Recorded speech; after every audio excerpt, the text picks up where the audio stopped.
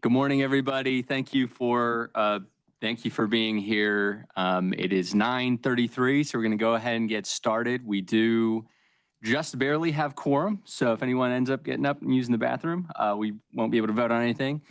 So let's just begin with the roll call, please. Chair Baker? Here. Chair Baker? Here. Oh, Vice Chair Lee? Mayor Pro Tem Caballero? Planning Commissioner Chigaris? Here. Commissioner Jacobs? Here. Councilmember Kopak? Here. Commissioner Valentine? All right, and you said, Commissioner Jacobs, you said that you had heard from certain members? Yes, Commissioner Valentine has a funeral. Commissioner Burton has a doctor's appointment. And Chair Lee is just speaking at a cooperative extension event. I just came from that. And he will be coming as soon as he can get here. Okay.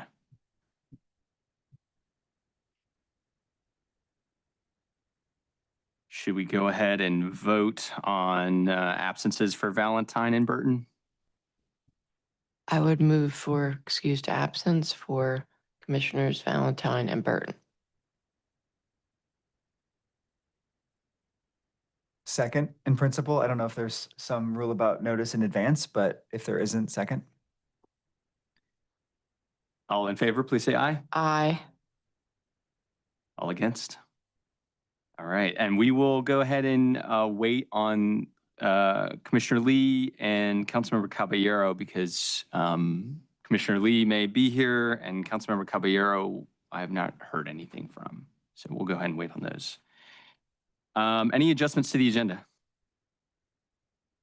Yes, Mr. Chair, if I could, I'd like to add to our agenda today for discussion a change to the UDO through a text amendment to expand the length of time we are permitted to establish a moratorium in light of discussions around the hyperscale data centers. We're going to go ahead and add that right after item 7, if that works for folks.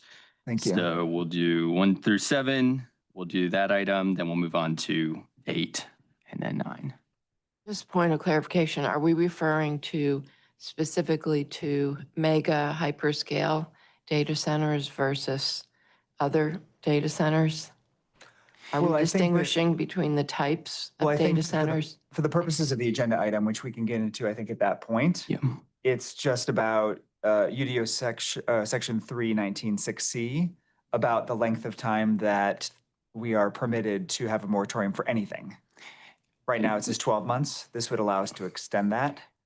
And then the discussion about data centers is like a different discussion. I think for the purpose of today, we don't need to get into that level of specifics. And also, I just want to, let's go ahead and stick that in after agenda item 7, and then we can get to other questions. Sounds good. But I think you're getting to a good question, and I don't think it's one that we need to address right here today. Yeah. Any announcements? No? All right. Approval of the minutes. So moved. Second. All those in favor? Aye. All those against? And the minutes are approved. City and county managers' priority items. None from county. Good morning, Abram with the City Attorney's Office. The City Attorney's Office has no priority items. Thank you.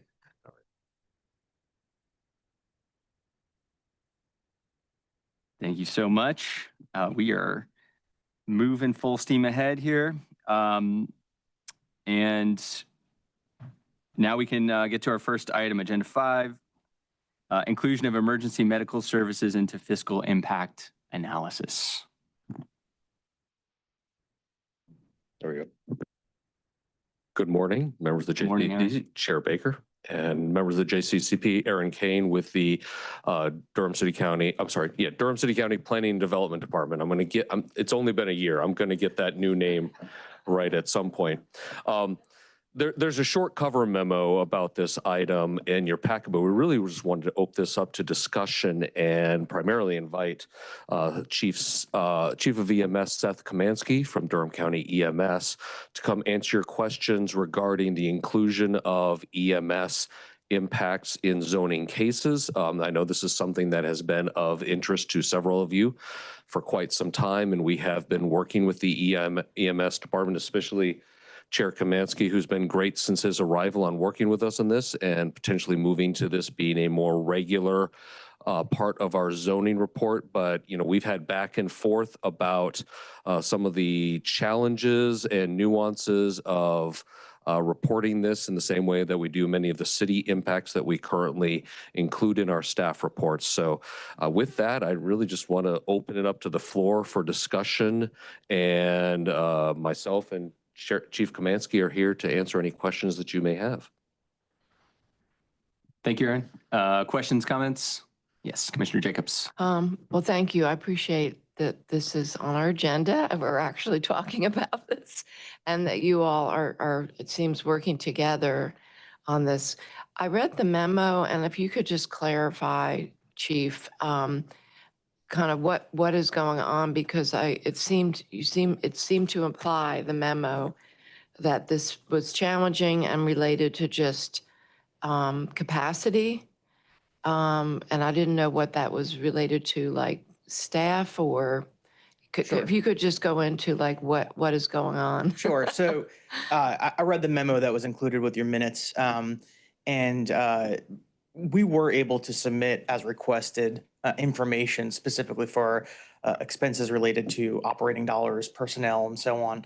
I think the gap currently that exists is our ability to highlight capital expenses. So at least in those three areas that we've been asked to provide information, the capital expenses are going to be the challenge. Right now, our deployment model with Durham County EMS is probably a decade in the rear in terms of units available and the units in the streets and the cost.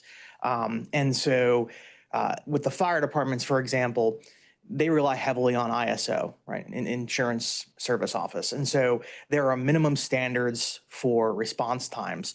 That same standard does not exist for EMS codified. And so for us, deployment really is something that is chosen by the metrics of the community. And so there's a combination of response times, but more importantly, clinical outcomes that we monitor.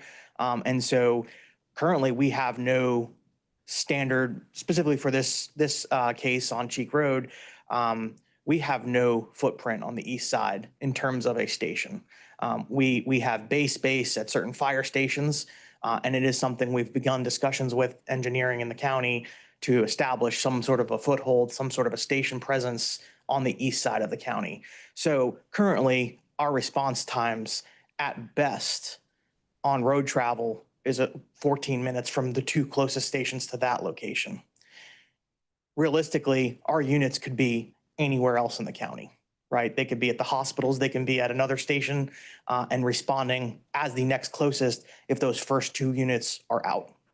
So, and I mean out on a call, for example. So we have created or completed a gap analysis that we submitted to the county manager's office to help them understand as well where the gaps exist in terms of our personnel, in terms of our units, in terms of our stations and our deployment model, and submitted that along with the request for the budget this year.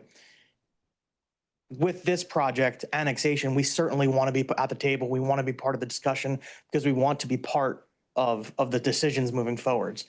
All that has impact on our ability to provide that service countywide, not just in the city, but countywide. And so it is certainly something we want to be at the table to discuss. We believe we have a method to properly identify. It's a little bit different than what fire and police do. We are looking at it as a per capita cost per call. And so I think that will get us to a really good idea of what we would need in terms of a resource allocation for any sort of expansion. Okay. And so I guess I'm hearing two things, because one is the actual per capita cost, but then also there's just the issue of the response time. Are you linking response time to per capita cost? So it would be based off of the units available, right? And so Okay. when we look at where our current stations sit, Mm-hmm. the response time, and that was the first Right. swag when we were requested for Right, information. and for the 14 minutes frankly sounds very scary. I mean, if you call 911 and you have an emergency, a medical emergency, you're certainly not going to be wanting to wait 14 minutes for somebody to come. Well, and that may be an ambulance. I can't speak on behalf of the fire department's response Yeah, time. Right. You just give me 1 second. I have them listed.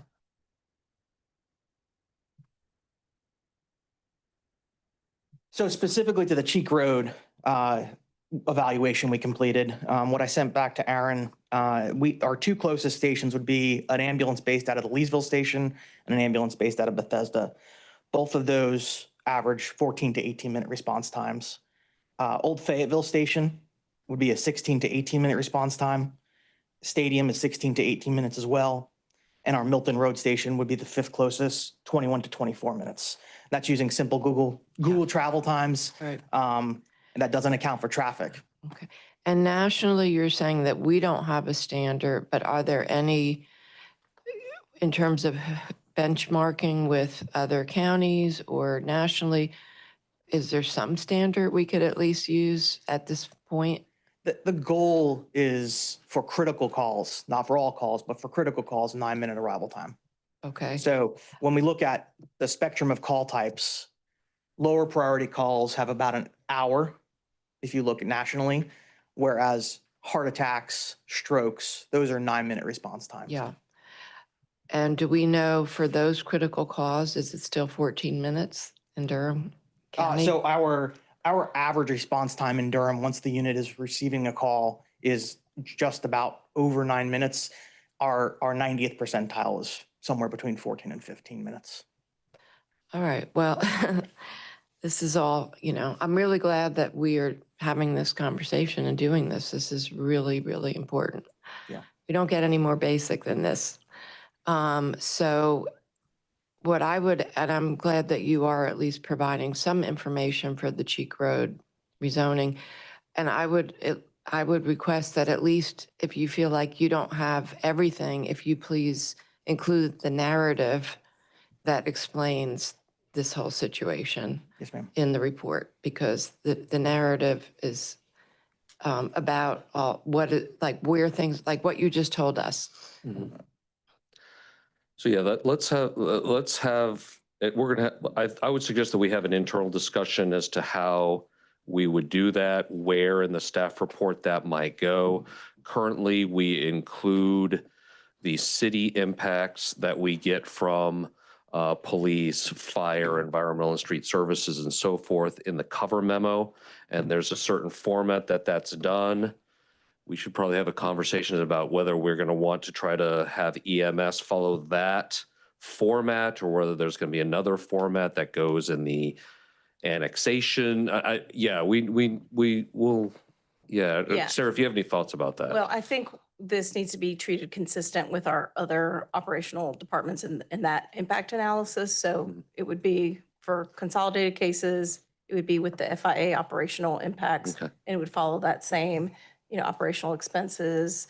You may not have CIP expenses that you can figure out yet. And maybe that's where you kind of footnote some, the narrative kind of is caveated there. Yeah, we have for that third column in that we can put we can work on some standard language about what that standard language would be to say we don't have capital impacts at this time, but it's being worked on or something along those lines. Yeah. Okay. But even though saying we don't have it in a certain format, again, having that narrative is for the context is really important to understand. Yeah. And are you saying that you could, if you had, and I guess this goes through the county funding process, that are you going to be requesting what you need to come up with the data that you need as part of your budget request?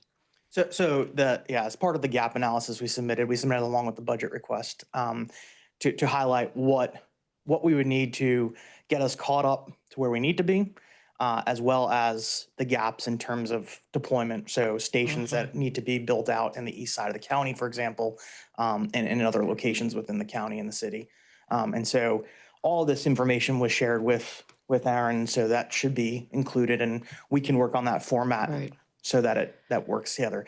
Obviously, for us, our goal is to remain consistent service countywide, inclusive of the city.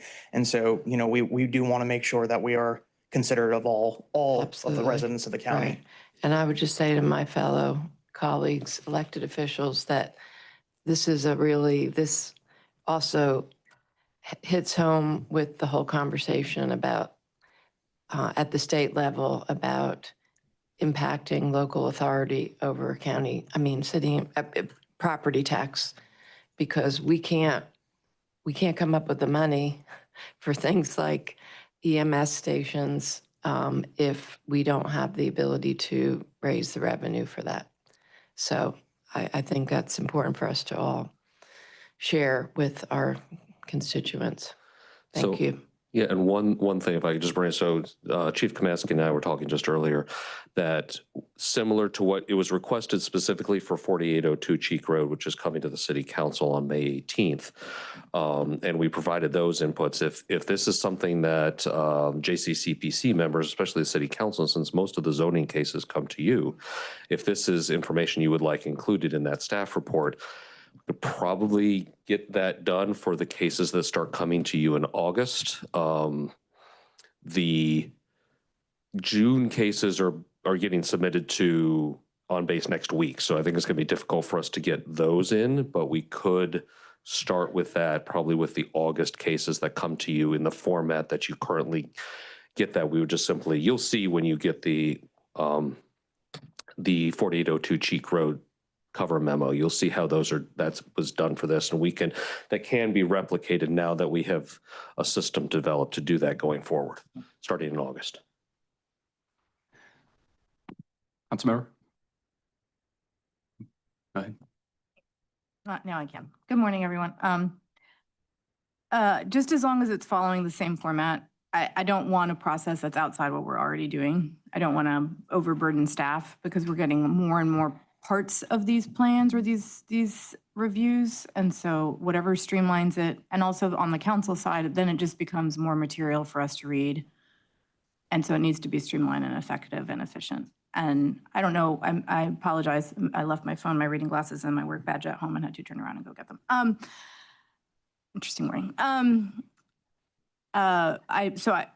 Whatever also needs to happen around, I know the county's process on budget is quite different than the city's process. So like for us with fire and, it's very built in. We can see the cost benefit analysis literally of what that decision making is. And so however that needs to be aligned with the county is really important, I think.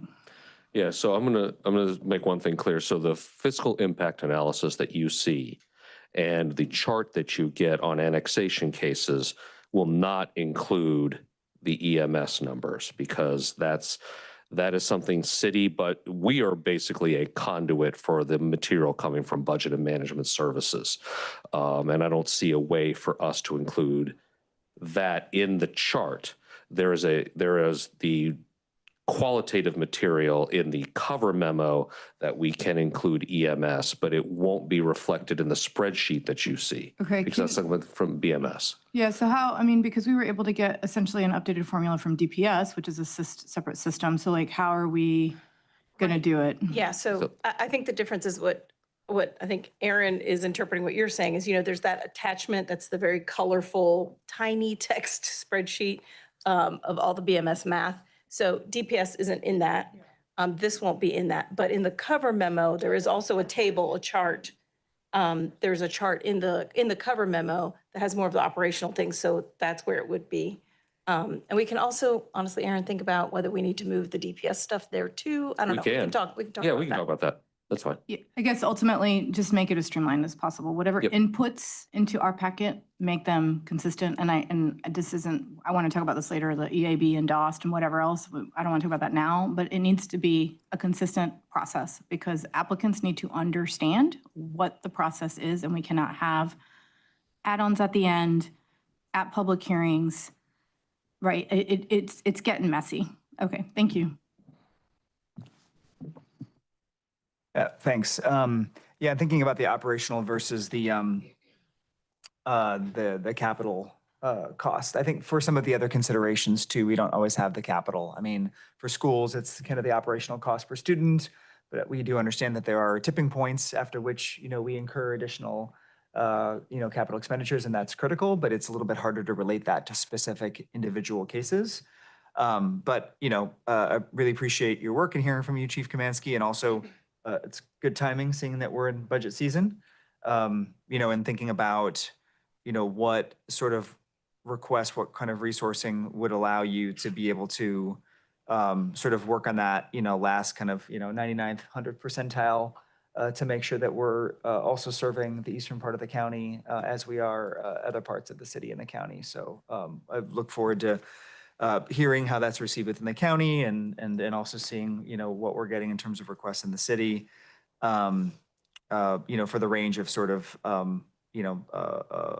fire, emergency management, other ways that factors into our budget. I do have one additional question. I was just curious. You mentioned that, one of your main metrics is clinical outcomes that you're able to track. And I'm just curious, like, what that's looking like right now. Appreciate you asking.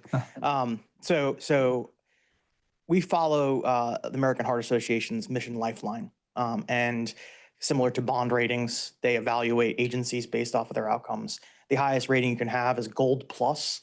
We've had a Gold Plus rating here in Durham County for well over a decade. So we continue to have great clinical outcomes, regardless of response times, regardless of the challenges that are out there.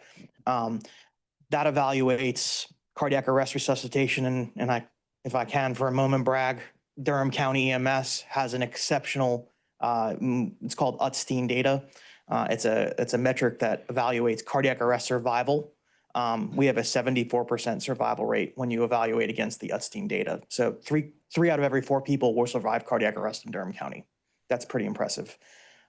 So our data, our clinical outcome data is pretty phenomenal. I encourage you to join the peer review committee. We evaluate that data quarterly. We have representations from the city, from the county, from community members, and share that data on a quarterly basis. Thank you. Yes. Yeah, I just want to add, going back to Councilmember Caballero's point about the information in staff reports. One of the things that we're probably going to come back to you all maybe next month, maybe after the summer break, is an agenda item just to talk specifically about staff reports. And I think over the years, what's happened is every time we get a request, we want this new piece of information, the staff reports have ballooned. And so we want to kind of do a little bit of a deep dive with you all about what is useful, what are the things that you all, that are currently in there that are helpful, things maybe not so much that we're spending staff time on that you'd rather us spend staff time putting something else that isn't currently in there. So we want to have that discussion, in the near future with you all. Thank you. I would request that we wait till after the break, if possible. Like I'm just gonna say my brain's gonna be pretty useless by June. Chair Shikars. I just have a comment based on a personal experience. My husband recently had to use, well, not recently, maybe a year or so ago, county EMS transport. And the problem came with the billing aspect of it. I guess there's a third-party contractor that does the billing, and he had the VA insurance that had paid the bill. And then the people kept coming back after us, telling us it wasn't paid or it wasn't paid. And the VA said, no, this is the amount that's allowed. And it went back and forth, and there was no progress made. And we were threatened with a credit report. And so he had to then use the VA, and the VA went after the billing person. I don't know who that is. And it was resolved. But if it had been somebody who had to use the EMS transport that had less tech savvy or didn't have the VA on their side, would they have just then gotten a bad credit report when in fact whatever insurance they were using had paid the bill? So county, or I don't know if you have any interactions with the people that actually do the billing, but our interaction with that particular aspect of this wasn't favorable. Thank you. I'll be glad to take that back and we can follow up and evaluate what happened with that. Chair Jacobs, also just want to acknowledge that Commissioner Lee is now here. Yeah, I just want to say that it's very important for the county to have the information related to EMS and Durham Public Schools because those are the direct impacts of any type of rezonings to the county budget. And I know you made a comment about capital operation, but they're completely linked. And especially for EMS, you can't improve the service if you're not building stations and also purchasing vehicles, which are, how much is one ambulance now? Fully outfitted, $500,000, 500,000. Yeah. So, and we have to order them years in advance. Yeah, the industry is at about a 32 to 36 month lead time at this point. Yeah. For ambulance. To get a new ambulance. Yeah, 3 years. So anyway, yeah, so there is a direct link between the operational and the capital. Thank you. Yeah, I would say it's the same with fire. I mean, we have to, I mean, we're purchasing trucks years before we're even ready to start building out any kind of additional personnel costs, a class that's going to be with that truck or whatever, however it's phrased. And so I think it's not dissimilar to what the city's doing, which is why I think the county and the city working together and really figuring out the intersection on some of these issues is critical. And so I know planning staff isn't necessarily in that space as much when we're talking about budget, finance, other decisions, fire, whatever, but those processes have to get streamlined. We can't just tell residents, well, this is hard. Well, lots of stuff's hard. We have to solve for that problem. And we also can't say, okay, we're not going to allow any development. That's on us. So whatever needs to happen, whatever conversations need to happen between electeds and relevant staff, that's what we need to do as a system that has to interact in a lot of spaces. So if I can just comment to that, I arrived here 7 months ago. So there's been a lot of work that's gone into understanding gaps that exist. We've commissioned a new space study with our engineering department. Part of that includes deployment and station building and so on.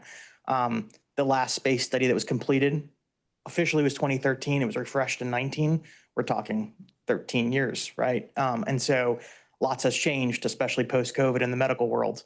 So we are evaluating new ways to do things, more streamlined ways, evaluating the idea of district-based deployments from larger centralized stations in each area of the county and the city, as opposed to smaller locations. Part of that challenge that we have now is base space. And so even when we're co-locating with a fire department, we get a single ambulance bay. We don't have enough bays for all the ambulances that are currently here, let alone what we need for the future. And so part of that work we're doing with engineering is to determine all that space, which is why we haven't been able to provide a good capital number for stations and so on, because we don't have that space study completed yet. Thank you. Chair Baker, can I ask a follow-up question then? So I know several years ago, fire, it was part of, I feel like it was a CIP ask. Fire did the kind of updated mapping and GIS tool for them, I think probably 3 years ago now. And so what is the conversation, because we are co-locating EMS, which I think is a smart idea, and that's how we've built the last several of our fire stations. Are y'all using the same software, different software? What are those conversations? Because and most of our firefighters are also certified EMS folks. So. Yep. So again, that's where the difference between a fire truck and an ambulance differ. Fire departments require a certain number of resources based off of an effective response force related to a structure fire to residents and how many people can get on scene in X amount of time. That same standard doesn't exist for EMS, so we don't have that to rely on to then show we need this much, right?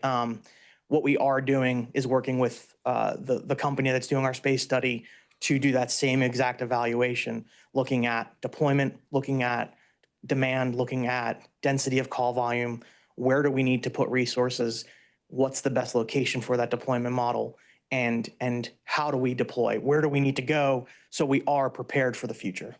Yeah, and that's, I guess what I'm saying is the fire, we have done a lot of that work because we did that we bought the mapping software however many years ago. So I guess what I'm saying is I don't want to, like, I understand the needs are different, but clearly they're enough aligned that we're sharing space in fire stations, because that's I forgot how many of the last 4 fire stations have been built that way.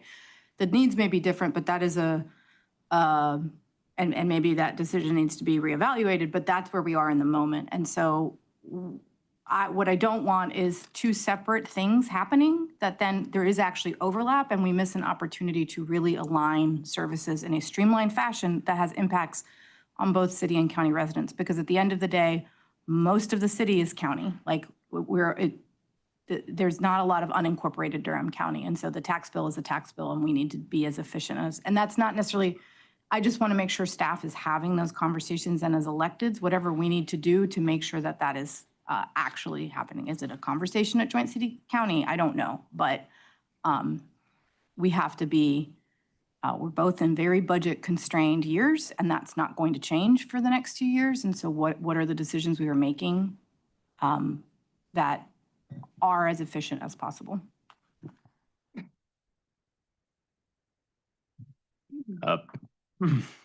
You referred to a space study and a gap analysis. Is that the same thing? Two separate things. Okay. We did a gap analysis to understand more or less how far behind we are in terms of the number of units, number of personnel. There hasn't been expansion to Durham County EMS in terms of the number of units on the streets in quite some time. Okay. Last year, we added new personnel, no ambulances to go with that. And so we are in need of that expansion to match the demand of the call volume that's grown. We've had a 30% call volume in 8 years. And so we need to grow with that. The space study is done by engineering. That's how we decide where and the location of stations are going to go, the size of those stations and so on. And that's what we're working on now. Can we get copies of those? Sure. It's been submitted through the county. I'll make sure that it gets over to you. Thank you. And then to Councilmember Caballero's point, I know that there have been pretty deep recent conversations between fire and EMS about better coordination. It's pretty common that fire shows up, sort of stabilizes someone, and then EMS will show up minutes later. And can you just speak to those conversations? Sure. The city of Durham has 41 pieces of fire apparatus. On the best days, Durham County has 19 ambulances countywide. So while that deployment for the fire department, which is just the city, we are countywide with far, far less resources. And so that's why you see some of that delay. Again, it is not apples to apples when we're comparing deployment and we're comparing the way we are able to request those resources. Again, the fire departments can do ISO, where you have to have a certain number of engines and personnel and ladders on scene in a very short amount of time in order to keep your insurance ratings low. EMS does not have that same standard to stand on. And where our response times, are we tracking those, and have they changed over the past several years? The change where we've seen is the call holding time. And so in EMS, we have this new phase of response continuum where the 911 call rings. We are having to inevitably prioritize calls based off of the process done at the 911 center. And during that time, we've seen a greater number and longer duration of calls held. The goal is to prioritize the more critical calls to get an ambulance ahead of the less prioritized calls. As the world's changed, we've seen a reliance on healthcare more heavily accessed through EMS to the emergency room. Our volume's grown, and again, back to our deployment, our expansions really have not matched that. And do we have different target response times based on geography? Like, no. No. Do we have target response times? The goal is under 9 minutes. Under 9 minutes? Mhm. Okay. And we have averaged. And that's, the goal is countywide the same? Correct. Right. We see that no matter where you live within Durham County, you should receive the same level of service. Have we, I think this is a planning staff question. Have we done a comprehensive review of that fiscal impact model at any, when was the last time we did kind of like a comprehensive review of that? Yeah, that's. Yeah, I think that was done, I want to say 2-3 years ago, something like that. It was while Alexander was here, we did that. That might have been before me. Yeah. That might have been, 3 to 4 years 3 to ago 4 before year me. range. Yeah. Okay. We did that in concert with BMS to try and figure out, what could and couldn't be done and how best to do it. And then for like rezoning cases, subdivision applications, those kinds of things, are those being sent out to EMS, fire, schools? And then are we getting like comments? So if there's like a rezoning case, is everyone looking at those and then seeing if, for example, there would be an opportunity to talk to the developer and potentially negotiate over land or anything like that? So I can tell you that rezoning cases, so no, those cases do not necessarily go to those other operational departments.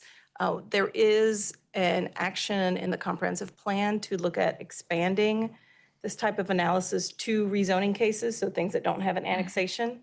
Part of the, and I'll let Aaron chime in here in case I get any of this wrong, I think part of the issue is for an annexation, folks are required to provide us a whole lot of additional financial information and other prescriptive things about the application that they don't with rezoning. So we don't actually have that data to build that analysis out. So we would have to change kind of what is required.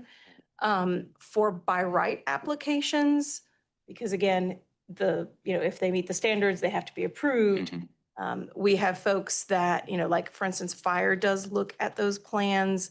But, not all operational departments do because we're required, we have to, again, approve it if it's approvable. So schools, fire, EMS are receiving the annexation applications and have input on those. Fire, police, et cetera, receive they receive information provided by the applicant regarding build out schedule, what they're planning to build and so forth in order for BMS to do the impact analysis and the cost benefit analysis on the city side. We are not currently sending cases to EMS to review. We sent the one case as kind of a test case as requested for 4802 Cheek Road. We can start doing that if what we have presented for 4802 Cheek Road is what you're looking for, then in talking with Chief Kamansky, that is something that can be replicated at least on a per capita operational basis at this time, and we can include it as we have today going forward, hopefully starting with the August cases that come before council. Yeah, I'll also add that on by right approvals, operational departments, including DPS, they track what is approved. They track all approvals. And so their long-range planning is based on what is getting approved to be built. As you know, DPS, we have a close working relationship with them. The information that we provide, the formulas that we use come from them, are vetted through them, but they do not have bandwidth to individually review every single application, which is why they basically delegated us. They gave us their formula and they said, y'all plug and play this.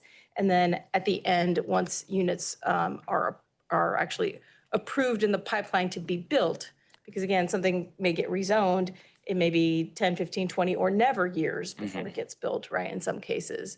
So they track what is getting built so that they can adjust their long-range planning.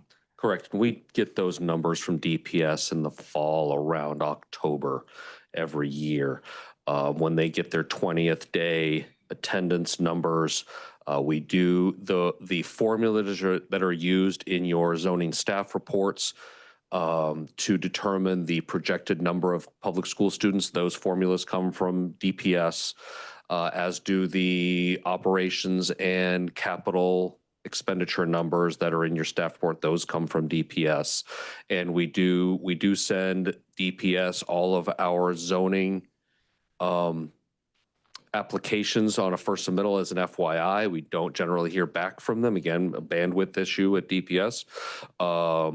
We don't hear back from them. We don't generally get comments. I don't think we've ever gotten a comment.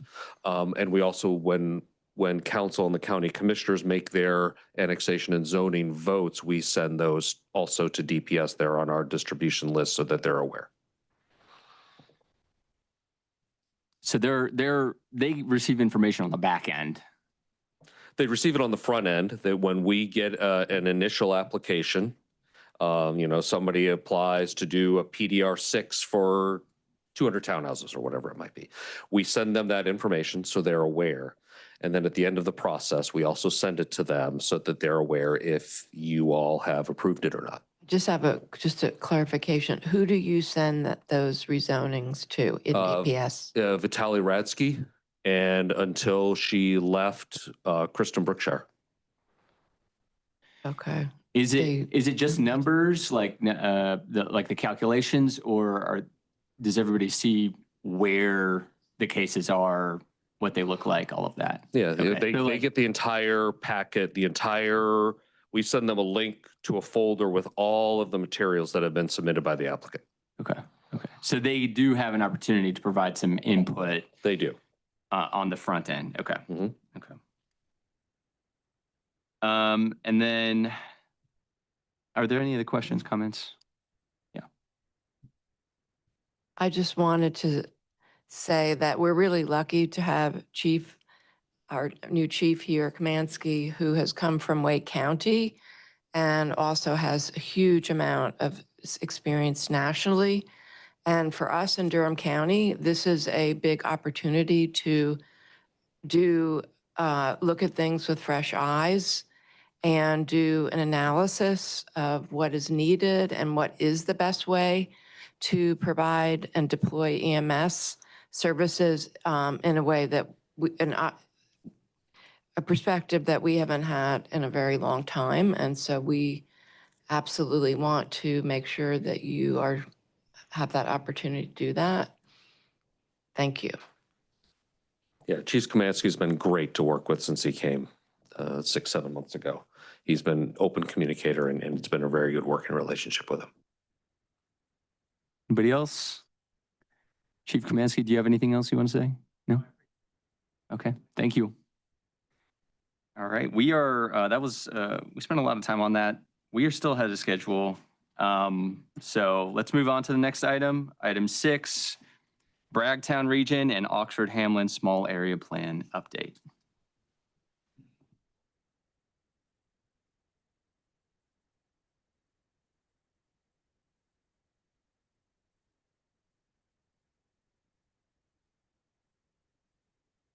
Good morning.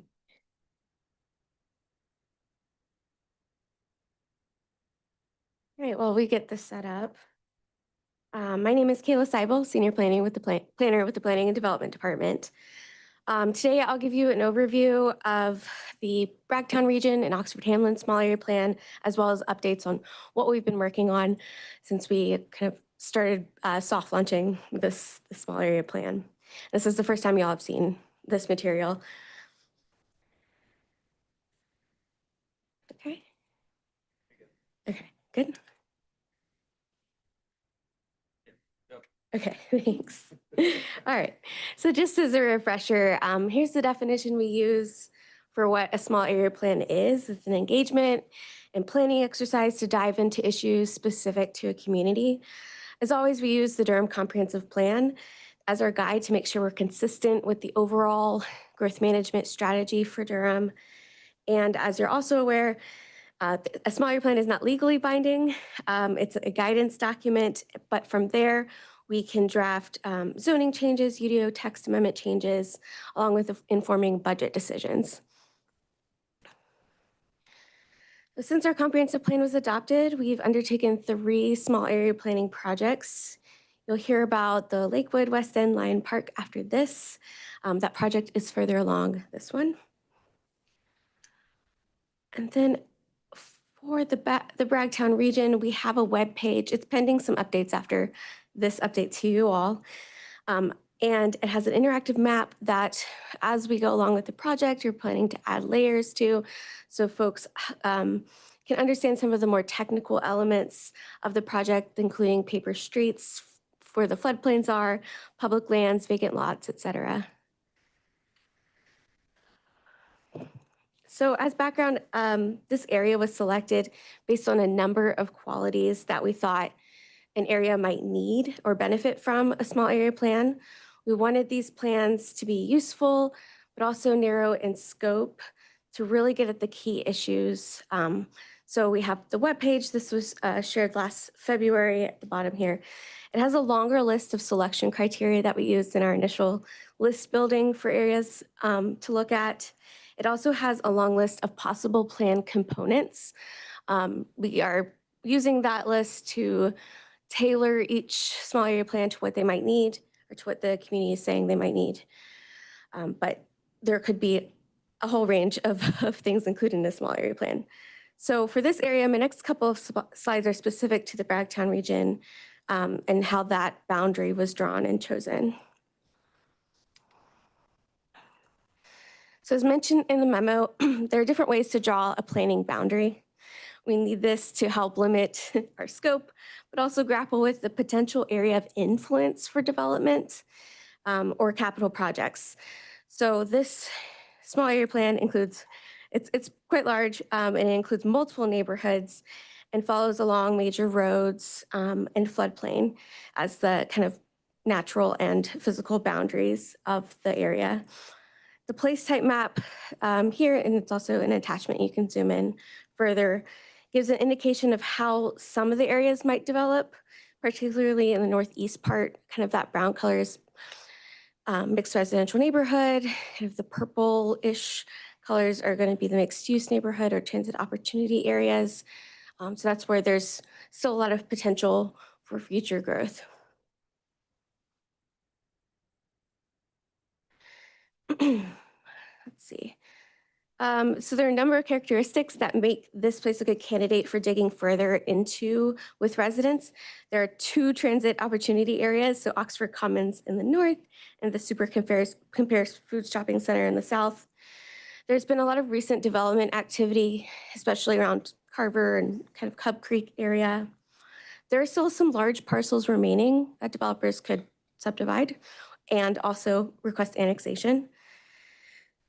There are some neighborhoods that are still in well and septic, but they're really close to the city limits, so they could be connected. So that's a conversation we want to have as part of this process, either through city initiatives or developer resources. And obviously there are floodplain and protected lands that we need to work around. There's a number of city and county owned land and paper streets that we'll also discuss with residents.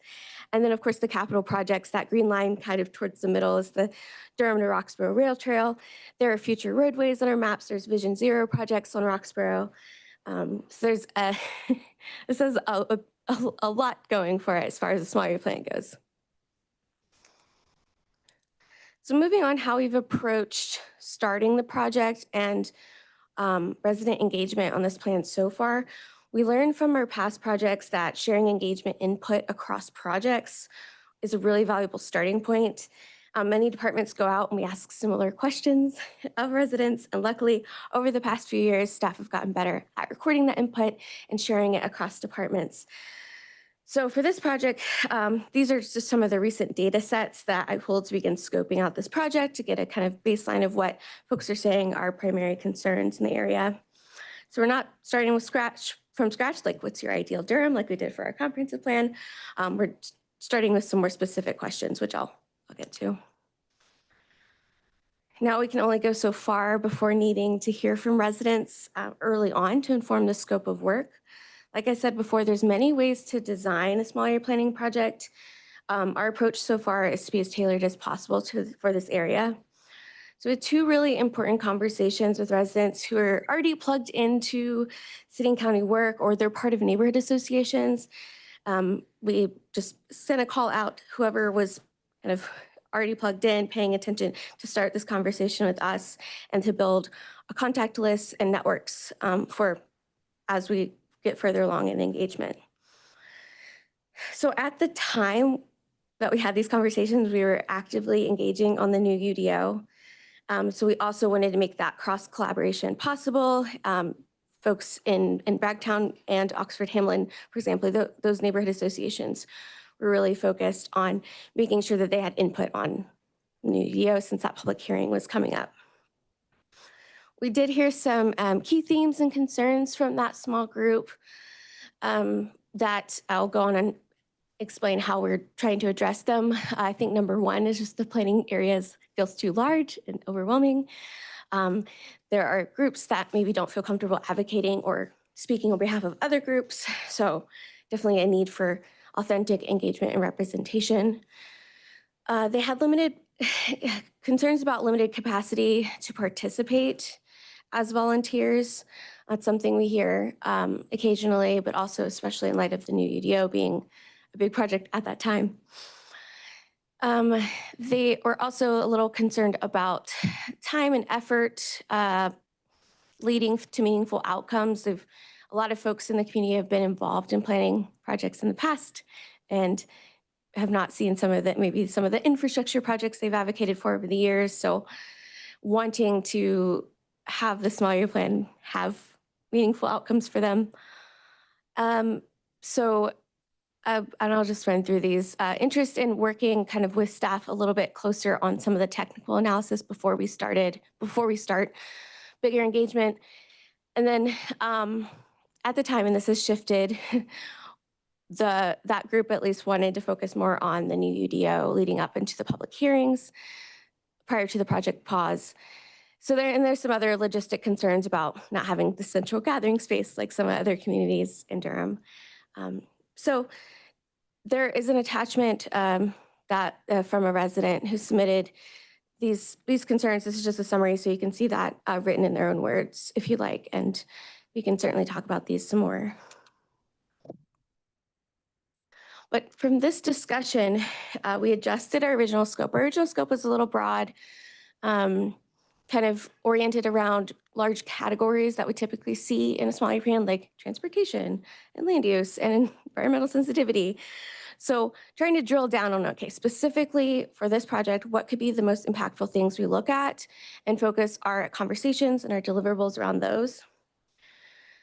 So these are the key deliverables so far. They are all interconnected, but right now it's kind of one way of organizing how you think about them. We're gonna be looking at public lands, what opportunities there are for development on those or preservation of those. Paper streets, there are a number of interesting paper streets and opportunities for connectivity in Bragtown specifically. Those annexations and utilities for the county areas I mentioned before is a key issue that is relevant to kind of that segment of the study area. Those two big shopping centers, Oxford Commons and the Super Compare Foods, those are commercial redevelopment opportunities that could have a big impact that there's no application for them now. So it would be a good time to start visioning for what those could be and how those could change. And then of course, Roxborough Street always comes up as a major concern. So looking at that with the transportation department, both with their Vision Zero projects and also how better connectivity can happen, either taking advantage of those paper streets or some of the other projects they have in the pipeline.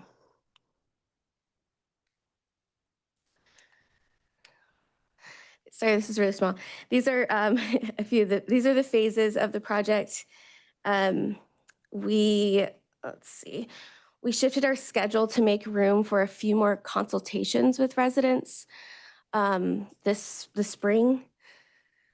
So it's a smaller group of residents who are interested in having input on how our engagement plan is set up and also some of the technical analysis.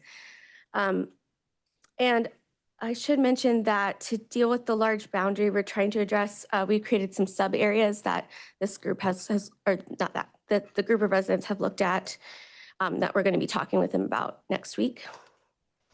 So this is a map of the potential sub areas that could help deal with that concern about the boundary being so large. And then on the left is just how we divided up these areas and where we drew those boundaries there. I think it's probably obvious to say the boundaries for certain neighborhoods are not always well defined. People have different perspectives on them. So for this planning area, we're just trying to get manageable hold on what land area we're looking at.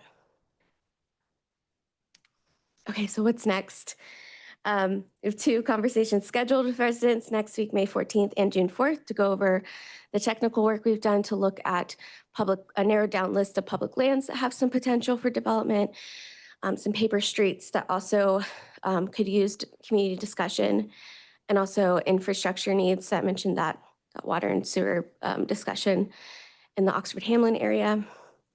And then in June, looking at an engagement plan for the fall. We'd like input from residents on how it'd be most effective to reach out to folks, especially such a large area, and continued conversations with residents. So right now on track for potential adoption process next spring, maybe early fall, depending on council schedule and things like that.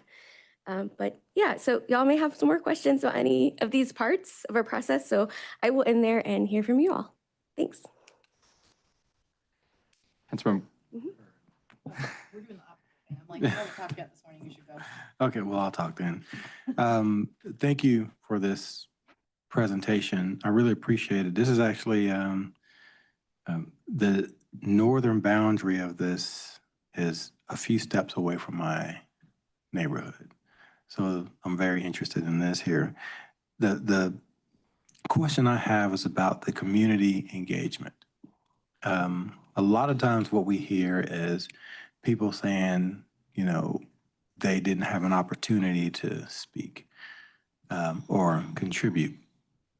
How are we engaging with the community? And the reason I want to ask this is because I want to make sure that we're going into those uncomfortable spaces as well to hear from uncomfortable groups about what the challenges they may have with this. Obviously, I think that area, especially the southern part that's close to 85 and kind of up to the northeast is really a good place for some planning around it.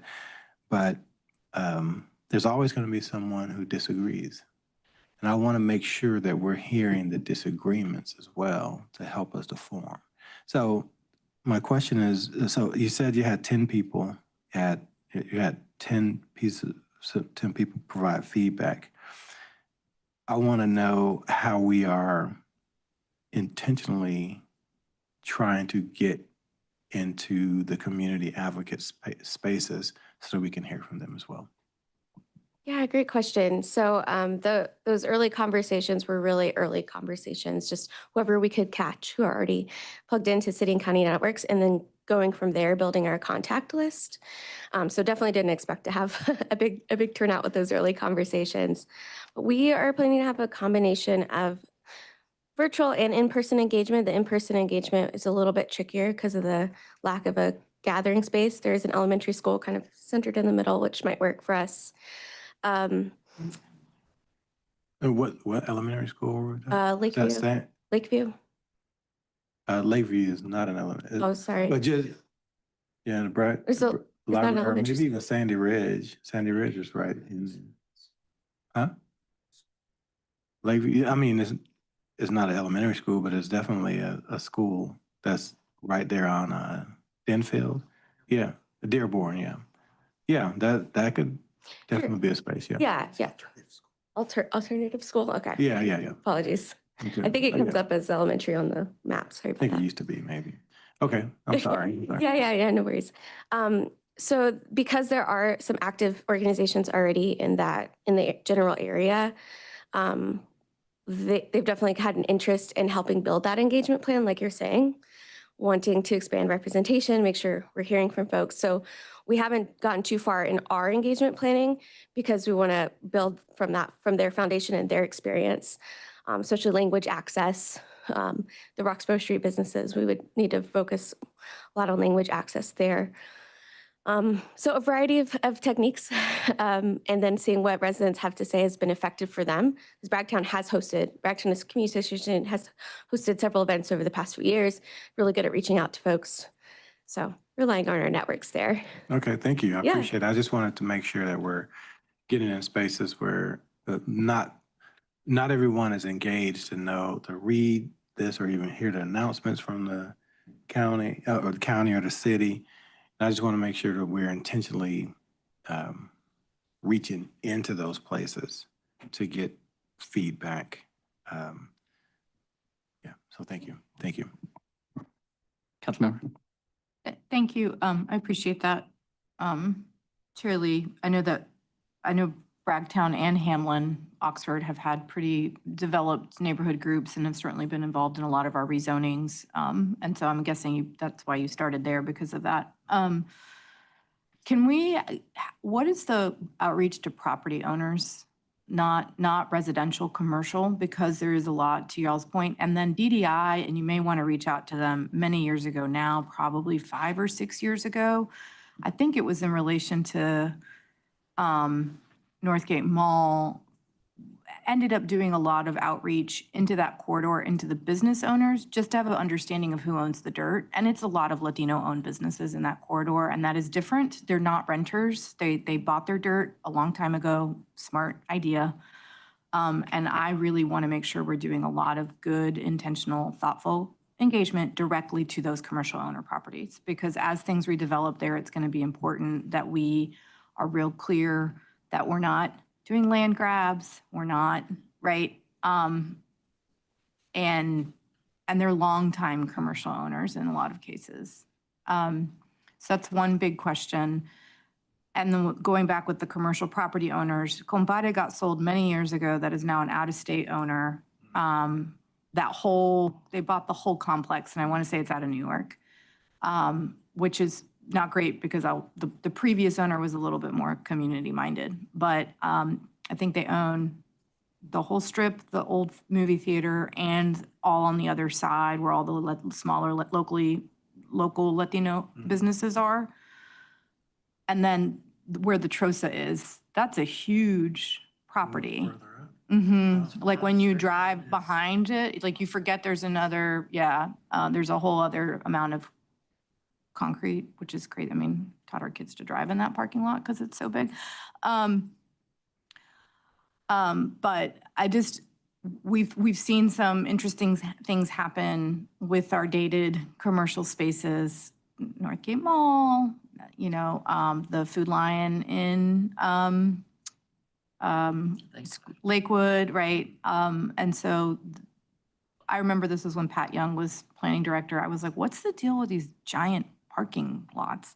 And he was like, in the 90s, for whatever reason, the ratios were so, and that's when a lot of these were built in the 80s and the 90s. So I just don't want to, obviously, yes, residents, but there's a lot of opportunity for really good redevelopment of maybe not. And we have an example now in Hillsborough Road.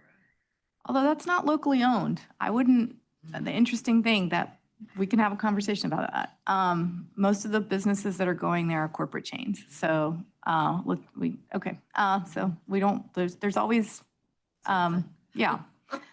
But I will say that the project that I've seen, that I know we did a rezoning on many years ago that is promising is on Duke, where the developer came in and partnered with Durham Tech. That's being built out right now, right near the Staples. And so having conversations with those kinds of developers who are really interested in that redevelopment of commercial, but then had the ability and the interest in that kind of more community-minded redevelopment. I just want to make sure that we're not missing opportunities as we have these conversations. So I'm just lifting that up now. That's one thing. I really appreciate that y'all have divided up the neighborhood into smaller sections because we know Oxford Hamlin has very different needs than Bragtown. They're further out. They're almost all in the county. They're the ones who struggled with some of the well septic issues. And then this came up on Monday night, and I didn't phrase it well, and it was late. Again, the opportunity for residents to understand when there's connections to sewer and water, like they may not know that there's already infrastructure very close to their house. It might be expensive, but like we need to do better outreach. I'm a firm believer at the end of the day, I would much rather have everybody on city water. Septics and wells. Yeah, I mean, yeah, if you live out in Person County in the middle of nowhere, that's the option you've got. But in Durham County, and especially if you're close to city limits, and no, we cannot go annex folks like we did before, but we need to give folks opportunities to understand what is close to them and what the cost might be. And then ultimately, is there a way to help some folks who are, on tight budgets get access to good, clean water and better infrastructure at the end of the day? That's all. Thank you. Thank you, Mr. Chair. So just to build on some of the comments, and first of all, thank you for your presentation and for this work. In terms of the engagement, do we do any kind of stipending to help with the outreach for those folks who have the networks into their neighborhoods? Yes, we have a budget for stipends that we could provide. We just haven't fleshed out a stipend plan for that yet. All right, so that can help. So we have a budget, but we haven't used it yet?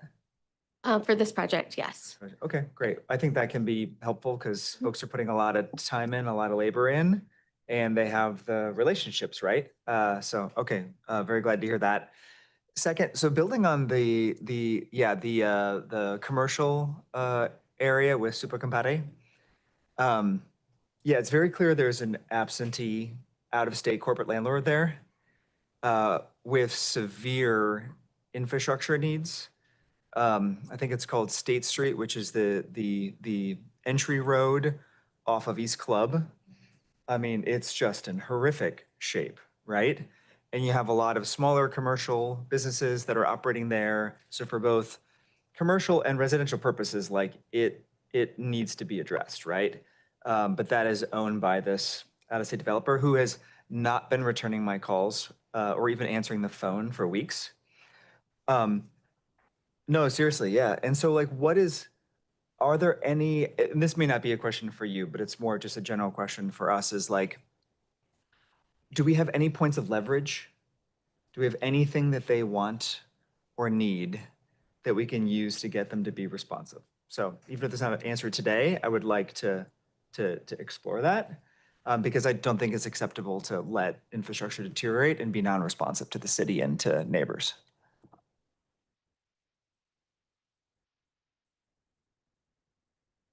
And this is a long-term, and this is financial, and it's going to, I think we need to figure out, it's not just, we know we have local land, publicly held land that has some real opportunity.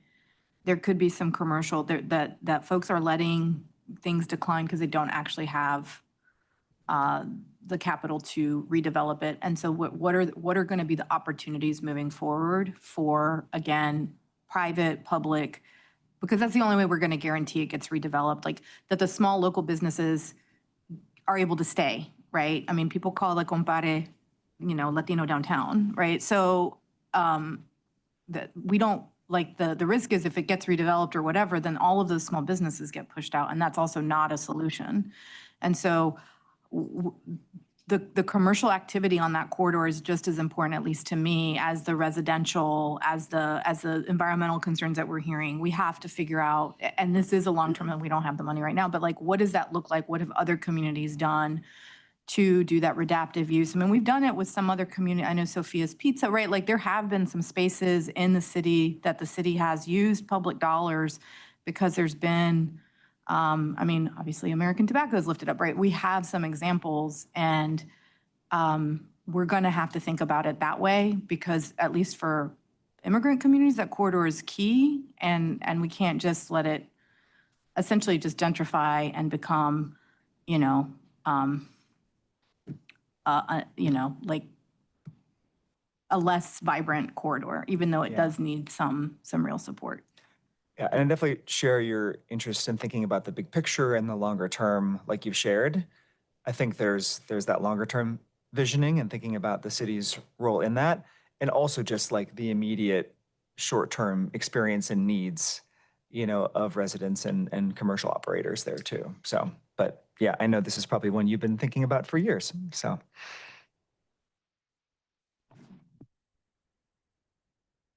Great comments from everyone. And just to piggyback on what Mayor Pro Tem just said, since I've been in Durham for more than 40 years, we also need to give recognition to all of the immigrant businesses that have literally revitalized that part of Durham. I mean, that commercial area, Bragtown, along Club in Roxborough. Before we had immigrants come in and, open new businesses and start fixing up the houses in that neighborhood, it did not have that vibrancy and vitality and was not an economically thriving area. So, yeah, I just want to follow up on the conversation about that we heard from residents that it's such a big area. And because we did get an email about that. And also I did have a conversation with a resident yesterday about that. So one of the things that came up in my conversation yesterday was about kind of prioritizing certain areas, working on certain ones first, then others, like the fact that it's being broken up into different areas. I mean, how do you think that will impact your approach? Yeah, so at first, just looking at some of the more technical mapping aspects of it, starting with just paper streets as an example, there are very few, or if no, paper streets in that Oxford Hamlin area. So that would be not really be something that we would focus on for that area. So as far as the technical work and the deliverables, we could break it up like that.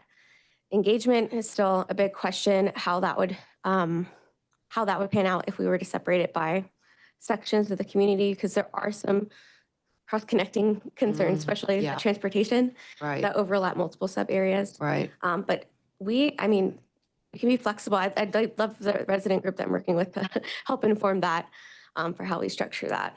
Yeah. Okay. And in terms of the publicly owned land,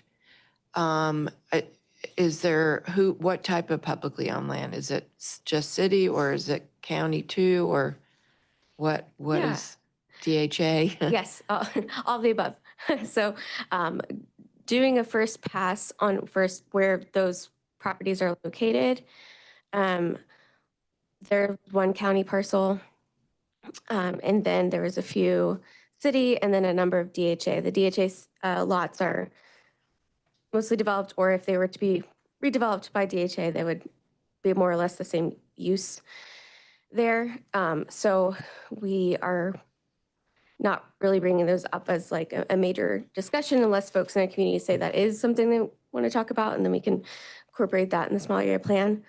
But one constraint is that a lot of the city-owned land is within a floodplain, that floodplain boundary, and or very, very small slivers of transportation project that got left over to the city.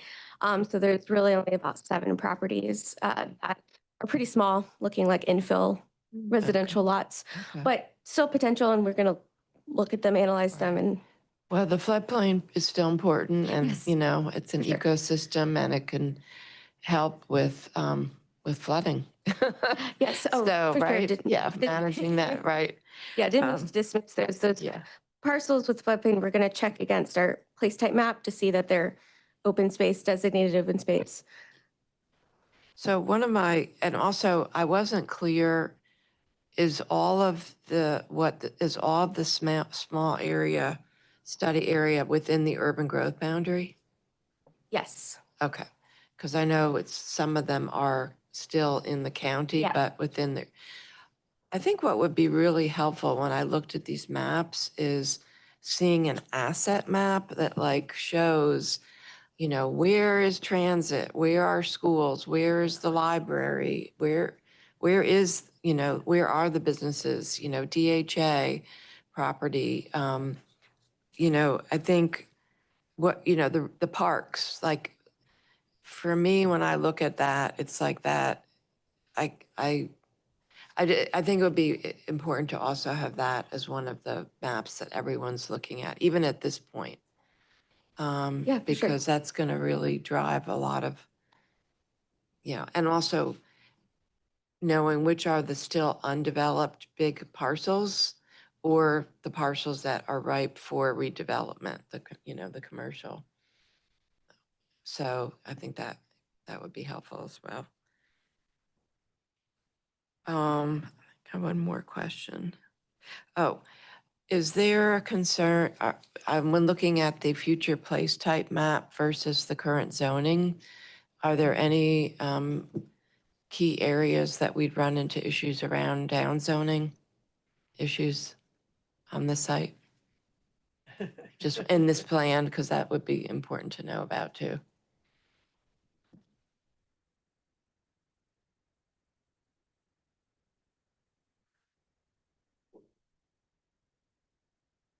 Morning, I'm Scott Whiteman. There are some properties in Bragtown that, in order to implement the place type map as it's currently adopted, would be a downzoning. So we'll have to address that issue as we're going through this process, if the law stays the way it does. Yeah, thank you. Anybody else? I want to associate myself with all of the questions and comments from colleagues. I agree with, I think, just about everything that was said. I do have some questions and comments myself. First of all, I really think the benefit of this is that it will result in a plan, but also the process of developing the plan is as important, if not more important, because that's really where you get to bring together people, including people that should be talking to each other and maybe never have. You can bring people into a room who all agree with each other, which is, there's benefits to that. You can also bring people into a room who don't agree with each other, and they can hash it out, find common ground, at least respect one another, even if they continue to have disagreements. And so I think there are a lot of opportunities there, reaching out to landowners, saying we're working through visions and all of that.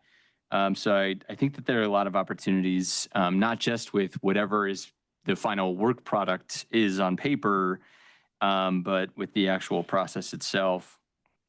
I'm curious if you have held or are planning to hold kind of topic-specific stakeholder type meetings, even if they're kind of short, saying, hey, this little time frame, we're going to go back to back. This is going to be about transportation. This is going to be about with business owners, to Councilmember Caballero's point. This is going to be with the landowners, and just make sure that all those key stakeholders are engaged in kind of upfront, and on a more or less topic specific, in a topic specific way. And actually, that's not a question. I think that would be a good idea, just something that I'm throwing out there. I mean, the reality is collaboration with landowners and developers is a vital part of actual implementation of this. And I think that is obviously a big opportunity, to a point that has been brought up, I think, by several folks up here, getting ahead of those conversations on redevelopment, so that we're not just reacting to a bad idea that a developer wants to do, but getting in front of that and saying, these are some opportunities. These ones are heavily endorsed by the local and citywide community, and we encourage you to look at this. And then also, are there ways that we can explore different kinds of tools? So, we talked about zoning, talked about budget, but, plugging into CIP, is there anywhere would we want to apply an MSD? I know that's probably unlikely, but synthetic TIFs, are there tools that other communities are using that we don't have available, including even state-enabled tools that we could potentially lobby for, something like that, even if this is kind of like a learning opportunity, even if it's not applicable directly in this particular area at this particular time. Also, these conversations with landowners might be an opportunity for, because of the weird zoning situation that we're in, voluntary rezonings on the part of certain landowners. You know, is there a carrot and a stick and negotiation and conversation that can be had to achieve a better outcome for everybody and try and search for those win-wins? Also, are there opportunities within the LDC to reference small area plans so that the regulations can be kind of tailored in certain areas? So maybe prioritizing certain kinds of density bonuses in certain places, or certain kinds of open space that are desired by the community. Sustainability, because that is a voluntary kind of like checklist. You can build your points the way that you want to. Are there certain kinds of sustainability elements that are best tailored? Maybe not, but might be something worth exploring. Also, how does the plan, once it is adopted, plug into and inform our various other processes like the CIP, participatory budgeting? I know Greensboro has done a lot of coordination between their CIP and participatory budgeting in the past. And then I do think, coming back to the point that you made during your presentation about implementation, that folks want to see something implemented. And so what are those 1, 2, 3 things that could be done pretty soon after and prioritize, but not losing that this is an opportunity to capture a lot of really good ideas that might not get implemented within 1 or 2 years, might not get implemented in 5 years, but they're good ideas. And this is a place where we can store those ideas for when the opportunities may arise in the future. Also, coming to Commissioner Lee's question about engagement, what are the different diverse kinds of engagement? Some people, pop-up engagement, 5 minutes. They'll give you 5 minutes input. They don't have more time, but then they know that it's happening. They provide their 1 or 2 sentences. Some people will want to show up week in and week out and have very deep engagement. So meeting people where they are on engagement, and also physically meeting them. And are there different kinds of engagement, like walking down a street with a group of people, those kinds of things, to look at a specific right of way or an intersection or something like that? How can this plug into the strategic plan to end homelessness? Because there are going to be probably some tough conversations about locations for different types of facilities. I don't know if this just something to keep in mind. Already talked about commercial. Oh, coming back to a point made by Mayor Pro Tem Caballero about there are a lot of really cherished businesses, obviously, in buildings that are aging, on infrastructure that is aging, in an urban design that is outdated and auto-centric. How do we make sure that we are balancing keeping those beloved businesses as the priority, while also teeing up responsible redevelopment, or just at least, if a developer is like, I'm going to kick everybody out and redevelop my property, making sure that they do it the right way, but at the same time, priority being to protect the important businesses that are already there. And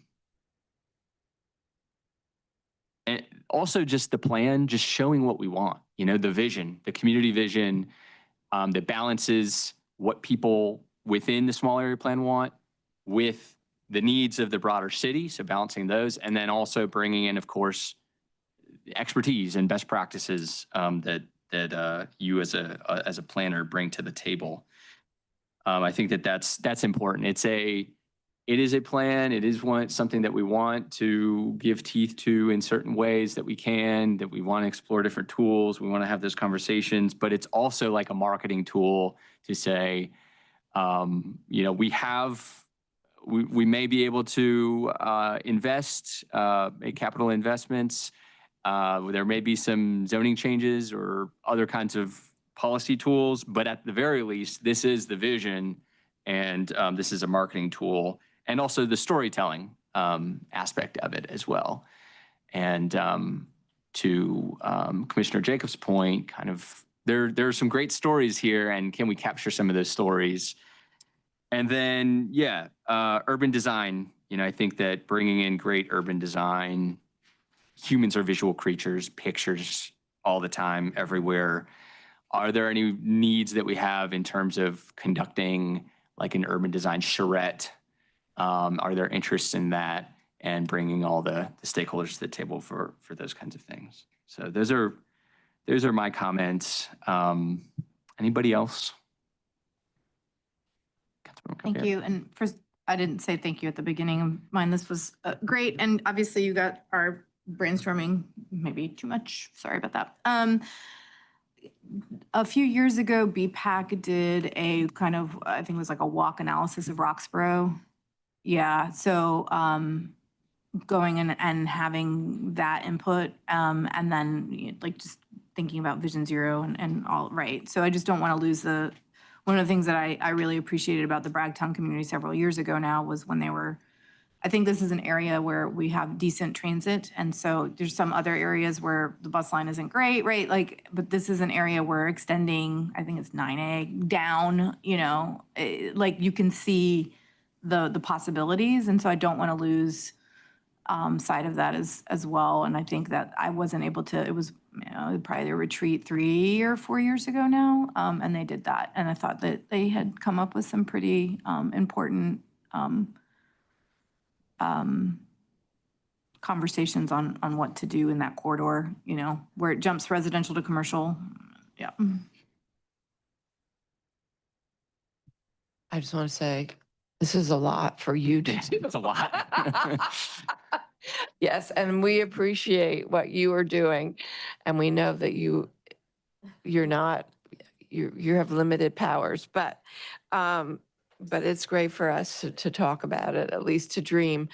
And this came up at our work session on Monday. I actually asked planning staff, because we were going over the work plan, and I said, well, how so much work went into the Walltown small area plan. Like, is it, and we've been disappointed, right, with what we're seeing at North Cape, but how is it being used now? And I was really glad to hear Sarah respond that it is, been very helpful in conversations with the developer. And so to your point, Chair Baker, that it is important, I think, to get as many stakeholders involved now and to build those relationships. And so that when everyone is invested in the plan, we will have a better chance of it actually being implemented.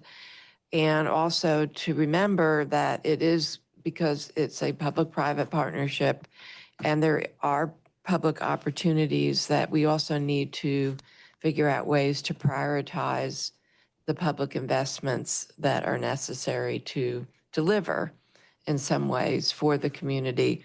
And I forgot to mention on the assets, we have a farmer's market too in there. And, and is there some way to think creatively, thinking about the value of the businesses that are there, to think creatively about institutionalizing opportunities, kind of like a pop-up, flea market stall kind of thing on the weekends, which we've seen happen out there. But is there a way to actually make an investment in that publicly, so that we can make sure that people can do that?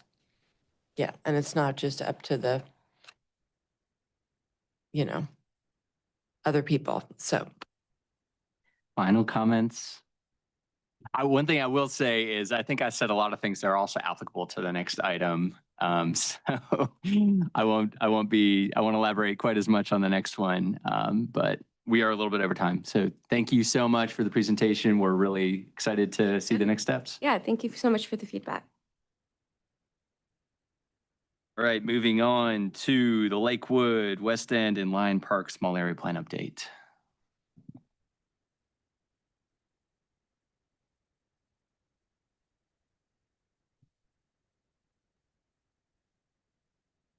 Hey, good morning. My name is Sarah Long, and I'm a senior planner with the Planning and Development Department. And as we get this set up, as you said, this is for the Lakewood, West End, and Lion Park Small Area Plan. So this plan is actually underway.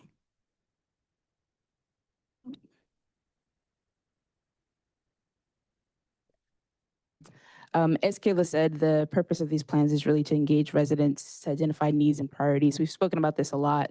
We have a couple of focal the things that we're focusing on for this specific area. And we also have, at this point, a pretty comprehensive list of community needs that may be addressed by this plan or kind of future plans or the work of other departments. So this is our second small area plan. As you know, the Walltown small area plan was adopted in 2025. We started this plan actually in August of 2025, and the current plan tentative adoption is for September 2026. Now, the Lakewood, West End, and Lion Park Small Area Plan is kind of in between in terms of size of Walltown being smaller and Bragtown being much larger.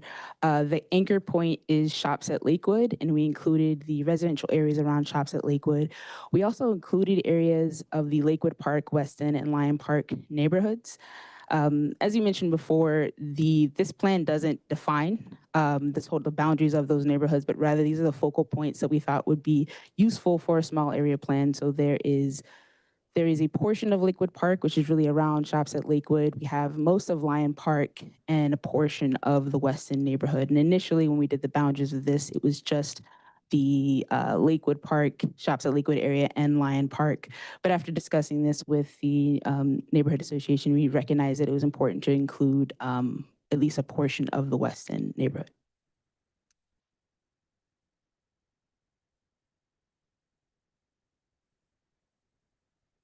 So these are some of the characteristics that we use in determining this area. The big thing really is the transit opportunity area, which is again the anchor of the commercial aspect of this project. There's also an adjacent commercial corridor that runs along Chapel Hill Road. There is also the possibility of the redevelopment of Shops at Lakewood. I know that like a couple years back, there were some ideas around that and some sort of there's a neighborhood meeting around that possibility, and we wanted to really get ahead of any concrete plans. There's also two large vacant properties in the area. One by Lion Park, you have the old armory site, and then also there is a vacant property to the northwest of Shops at Lakewood as well.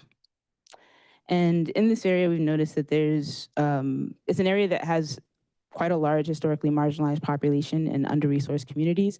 We were able to identify that using the equity index through the Equitable Green Infrastructure Project, and also just through the work that's been done with the Be Heard Durham. There's quite a bit of qualitative data there, and also just neighborhood stories that talk about particularly the West End and Lion Park neighborhoods. As I mentioned, this is a fairly historic area, so there's some historic sites and resources, the Pauli Murray Center. There is a portion of a historic neighborhood area, and also there is a historic site on Chapel Hill Road. And in addition to that, there's quite a bit of county and city-owned land in the area. A lot of that is Maplewood Cemetery and the parks. We were able to look at a couple of other parcels, and there are a few paper streets that we included, and we're including in our analysis and getting resident feedback on. And then finally, there are a couple of capital improvement projects. And as I mentioned before, a lot of this area has been identified through the Equitable Green Infrastructure Project. So there's some projects that are going on or sort of started during this planning process. So identifying the planned deliverables for this project, one of the big deliverables are recommendations for Shops at Lakewood, any potential future redevelopment.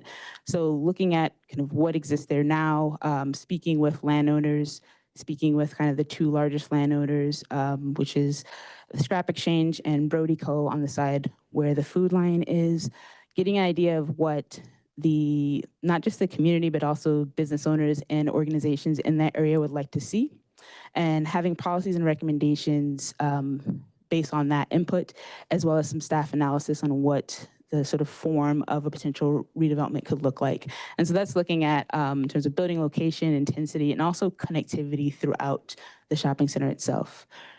In that, we're also including some paper street recommendations. I mentioned there are quite a few. There's an ongoing project with the paper street that is sort of separate to this. That's paper street along the scrap exchange, but it is included in our broader conversation about connectivity. We're also identifying streams and any flooding concerns. We are working with ESS to inform folks on stormwater improvements that are happening in the area. And also an assessment of some of the vacant parcels and what that could look like when we look at redevelopment of shops at Lakewood in the commercial corridor. So the project kickoff, as I said, we started this in August of 2025. We spoke with residents, businesses, and organization members, and really wanted to get at the key themes and concerns of the area. Among those, understandably, is the shops at Lakewood and what people want to see there. The main thing that we heard from residents and business owners alike is that they want to keep the grocery store there. Those also input around better use of the parking lot and more services. Some of those are health services. There's a lot of talk of wanting a pharmacy there. So kind of thinking about what can be done to attract certain uses in the area when we're thinking about what redevelopment looks like. In addition, there was feedback and interest in talking about parks and connectivity. So we have Lion Park. There's a lot of interest on what's happening with Lion Park and what it's gonna look like moving forward, but also connectivity to other parks in the area. We have a few other parks in the area, and also just right outside of the project area, there are a couple of parks that people also are thinking about how they can get to, whether walking or by bike. And in terms of transportation and safety, this is actually we heard the most about interest in transportation safety outside of shops at Lakewood. So there's a lot of concerns around traffic calming, around walking and access to sidewalks, whether that's sidewalk quality or increasing sidewalks, particularly around the main arteries, and traffic calming in general, sort of along those residential streets. And understandably, there's a lot of interest in affordable housing, increasing it, and also maintaining affordable housing in the area.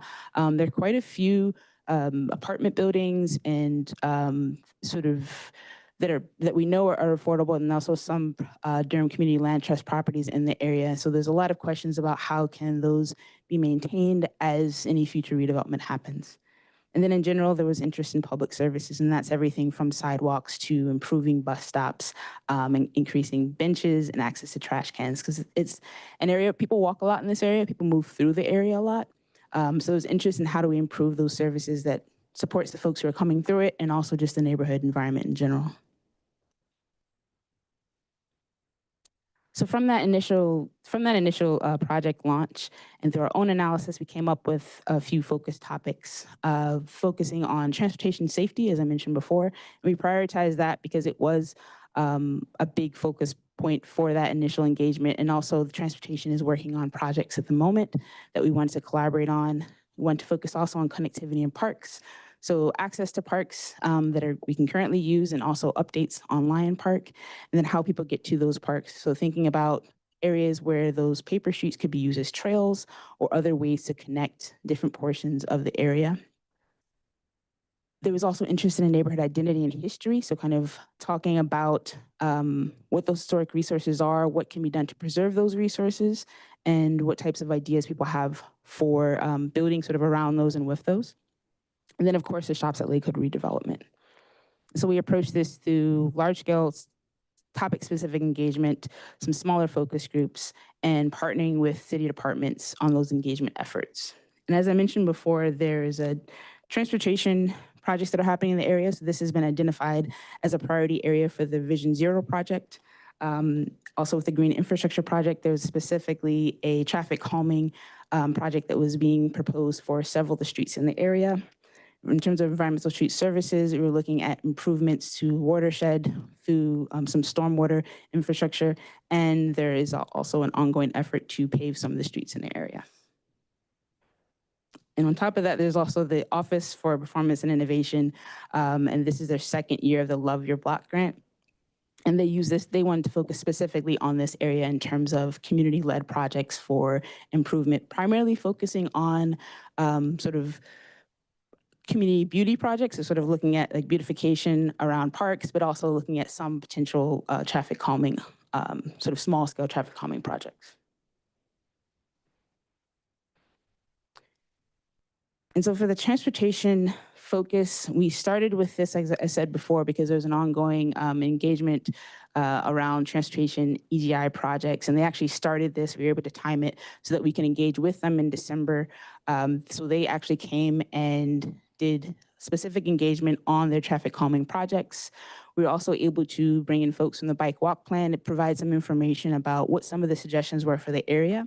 And none of those suggestions ended up being in the current prioritization, but we used those when we were thinking about the small area plan and how we can include those ideas in terms of connectivity in the area.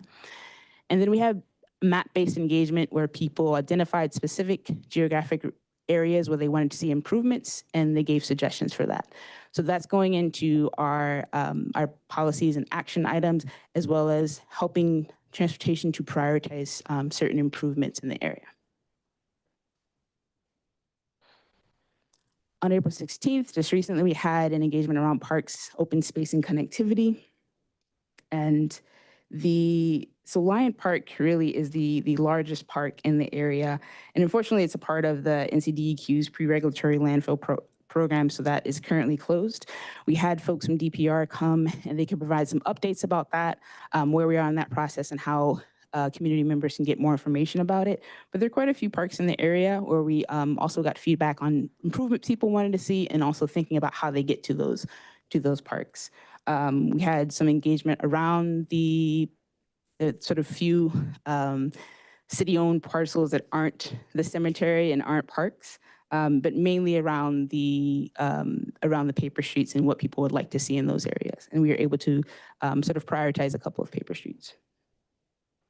And of course, like I mentioned before, environmental streets and services were there, and they also presented information about their own green infrastructure project and the stormwater improvements happening in the area. Shops at Lakewood, that's the engagement that we're going to be having tomorrow on May 7th. We've already had some conversations. We've had conversations with folks who are organizations and businesses, and people who are trying to actively organize those organizations and businesses to kind of have a formal or informal kind of collective of owners, businesses, and organizations who can make decisions about what business looks like moving forward and what land use decisions are happening moving forward. At the moment, there are no current redevelopment plans. And as I mentioned before, the shopping center is really broken up into two main sections. So two main landowners. You have the Scrap Exchange on one side, and then you have Brody Co. on the other. The Scrap Exchange actually, they've changed leadership recently, and we're kind of at this good time where they're looking forward to doing a reuse arts district in the area. They're going to start their own engagement for that, but they've expressed interest in using this process and this plan as a way to get that preliminary information about what people would like to see. We've had conversations with Brody Co. So Brody Co is a little bit different from some of the developers that we've seen in the past. They are based in Eastern North Carolina. They do focus on commercial areas, and they have expressed interest in getting that community feedback. That initial sort of a neighborhood meeting that they got, there was a lot of negative feedback from that. They sort of took a step back from there and have shown interest in having a conversation with Scrap Exchange. So that's something that we're looking forward to in the future, very near future, really in this summer, them having a conversation with Scrap Exchange. So when we look at the redevelopment of the shopping center, kind of having things be more cohesive.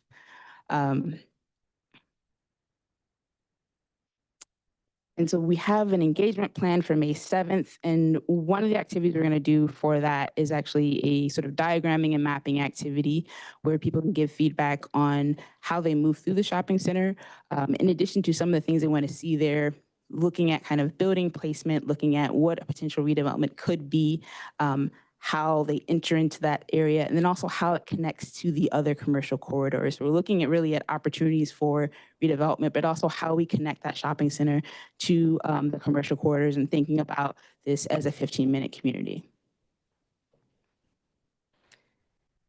And so the next steps after we have this May 7th engagement, we have another virtual opportunity on May 13th, and then we will have further engagements, our large-scale engagements in July that are specifically going to talk about the plan, the recommendations from staff. And in addition to that, we'll be having a sort of a beginning of a community conversation with business owners, organizations.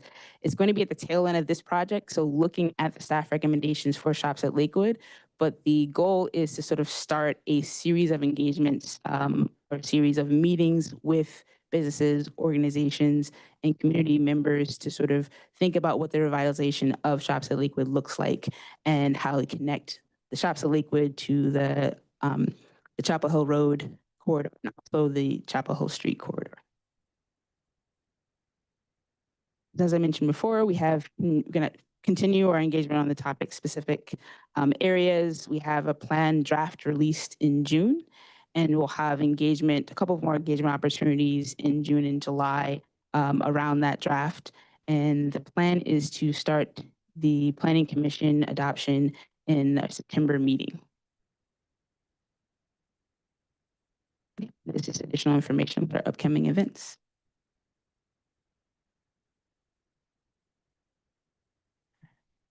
Thank you so much. Colleagues, comments, questions? Thank you. I really appreciate this. Several years ago now, I just want to make sure that we're transparent with the scrap exchange, and would have been when Tom Bonfield was city manager. The city gave scrap exchange money. And so I just want to make sure that that is part of the conversation as they were thinking about redevelopment. And I think it was to stabilize the other part of the commercial so that they could get stable rents from tenants. And so as they're moving forward in their conversations, I don't want to lose sight that, like, in my opinion, they don't just get to do what they want because there's already been public investment into that property. So I just want to highlight that. I know that was a number of years ago now, probably 2018, 2019. Yeah. I think it was maybe a little earlier than that even, yeah. I was on council, so I joined January 2018. It was sometime after that. And so that's one side, of the property, but it was that kind of vision of arts district, but also potentially housing because of the size of the parking lot. Now things changed, and I know the multifamily financing is really tricky, especially now, but I just don't want to lose sight of that. There was a vision of a comprehensive use of that land, that it did include a piece around housing. And then, is there a way that we can track? So this is an area that's gentrified quickly, I would say, in a way that maybe Roxborough, like the Bragtown area, hasn't faced. Not that there hasn't been gentrification, but the pressure is very different. And so I kind of see it as staged, like Walltown's kind of on the other side, Lakewood's in the middle, and Bragtown not there. So when we're talking about tracking demographics, I would be, and I don't include Lion Park in the same way as I do Lakewood. I think partly because DCLT or DCLT and the West End in particular, there was real key investments made. And so I think there's been a housing stabilization there that a lot of our other neighborhoods in Durham and in the kind of inner core didn't get the benefit of. And so I think that in that storytelling piece around the small area plan, I think there's also some lessons learned about how do we actually do neighborhood stabilization, comparison to right there, 1, 2, 3 neighborhoods, and how different each one has developed in the last 20 years. And what does that look like when you have that real investment of like something like DCLT? It's important for us as we think about other parts of the city. And again, how do we ensure that neighborhood vibrancy is able to stay? There's some really other critically important good things that have happened in that corridor, but we all remember what that corridor looked like 15 years ago, and it's not the same. Thank you. I did want to mention we are talking with Scrap Exchange about the funds that they have received.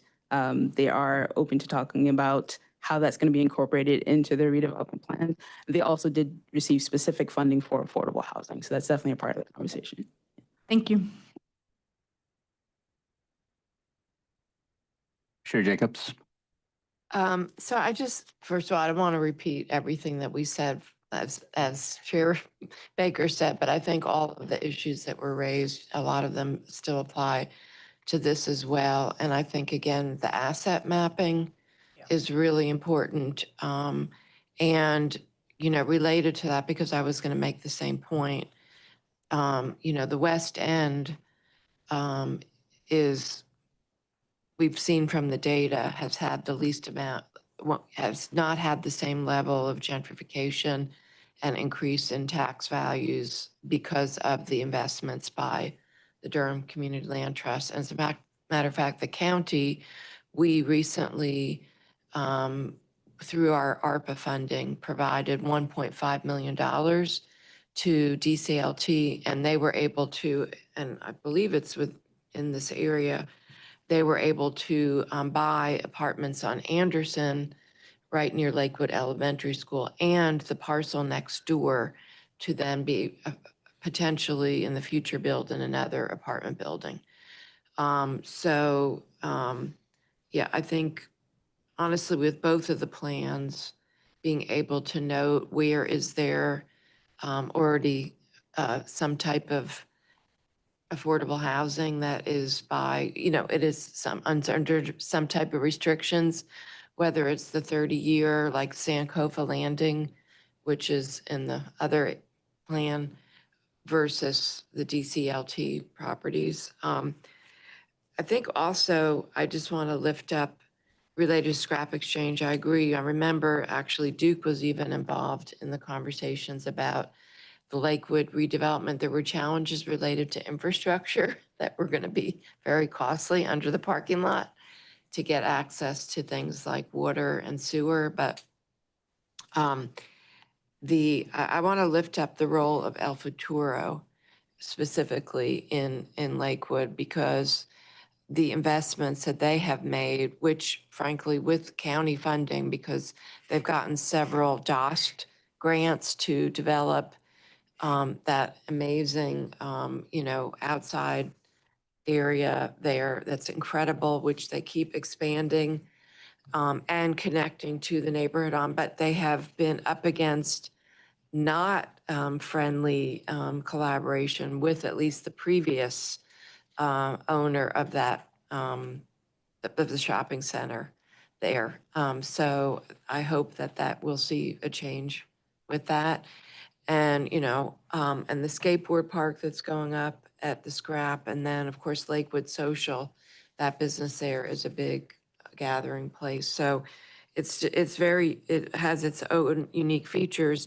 I think with this small area plan, there is less opportunity for the kind of residential. We don't see, it's mostly developed except for the Lakewood Shopping Center, right? There's not a lot of maybe infill, but not a lot of big redevelopment opportunities. But the connectivity and the improvements and all of that will be really, really important. I was wondering why, if that map of just the more of like the picture map, like that shows what you would see like that one, yeah.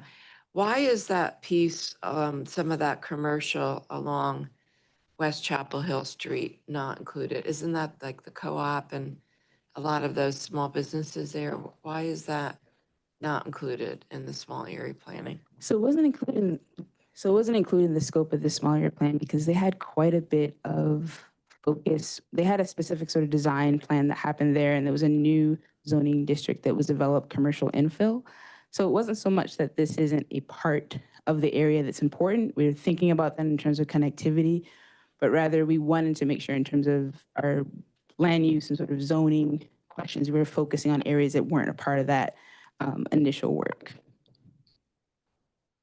So I don't actually have the date of when that happened. Do you know?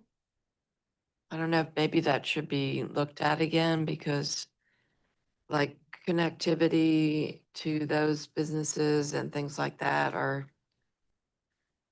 Yeah, so we did about 10 years ago, we did a process with the property owners on Chapel Hill Street and created the commercial infill zoning district. yeah. Kind of address their issues at the time. A big reason why we didn't include it in the boundary of this neighborhood plan or small area plan, as Sarah mentioned before, we kind of added the West End neighborhood at the end of the beginning of the process because we got requests from the neighbors there, but we wanted to leave the Chapel Hill Street corridor, kind of wanted to keep those together, and we hadn't really engaged with those property owners. So we can include that in a future small area plan for the other neighborhoods in that area. But since we hadn't really reached out to the property owners, we didn't want to add them kind of after the fact. Yeah, I'll just say I was thinking the same thing. I'm like, oh, but it's wrapping around this really critical space. But it's always going to be hard to draw boundaries to a small area plan. There's always going to be really important things on the edges, and scope creep. It gets harder and harder as you reach further and further out. So pluses and minuses. Did you have anything else, Mr. Jacobs? Anybody else? I guess one thing that when you were talking about the parks, and we talked about this many years ago, about how to fully utilize school facilities, especially at night and on the weekends. And I still don't think we're doing a good job of that in Durham, for people to be able to, walk on, tracks or, play on school grounds on the weekends and at night. And how are we looking at those as kind of parks as well? With we're investing a lot of resources in them as a community on that land. And I think it's worth talking about that and thinking about how do we actually do that in Durham. That's a good point. Are there agreements between Parks and Rec and DPS about? No, and we've had conversations with DPS in the past, and I do not speak for DPS, but there are some concerns from them about shared facilities and security and et cetera. And so my understanding is those conversations happen periodically, but I don't think there's progress. Opportunity for dialogue. I mean, I know in some cases it's funding for extra personnel right? And I mean, that like with as many budget constraints as there are,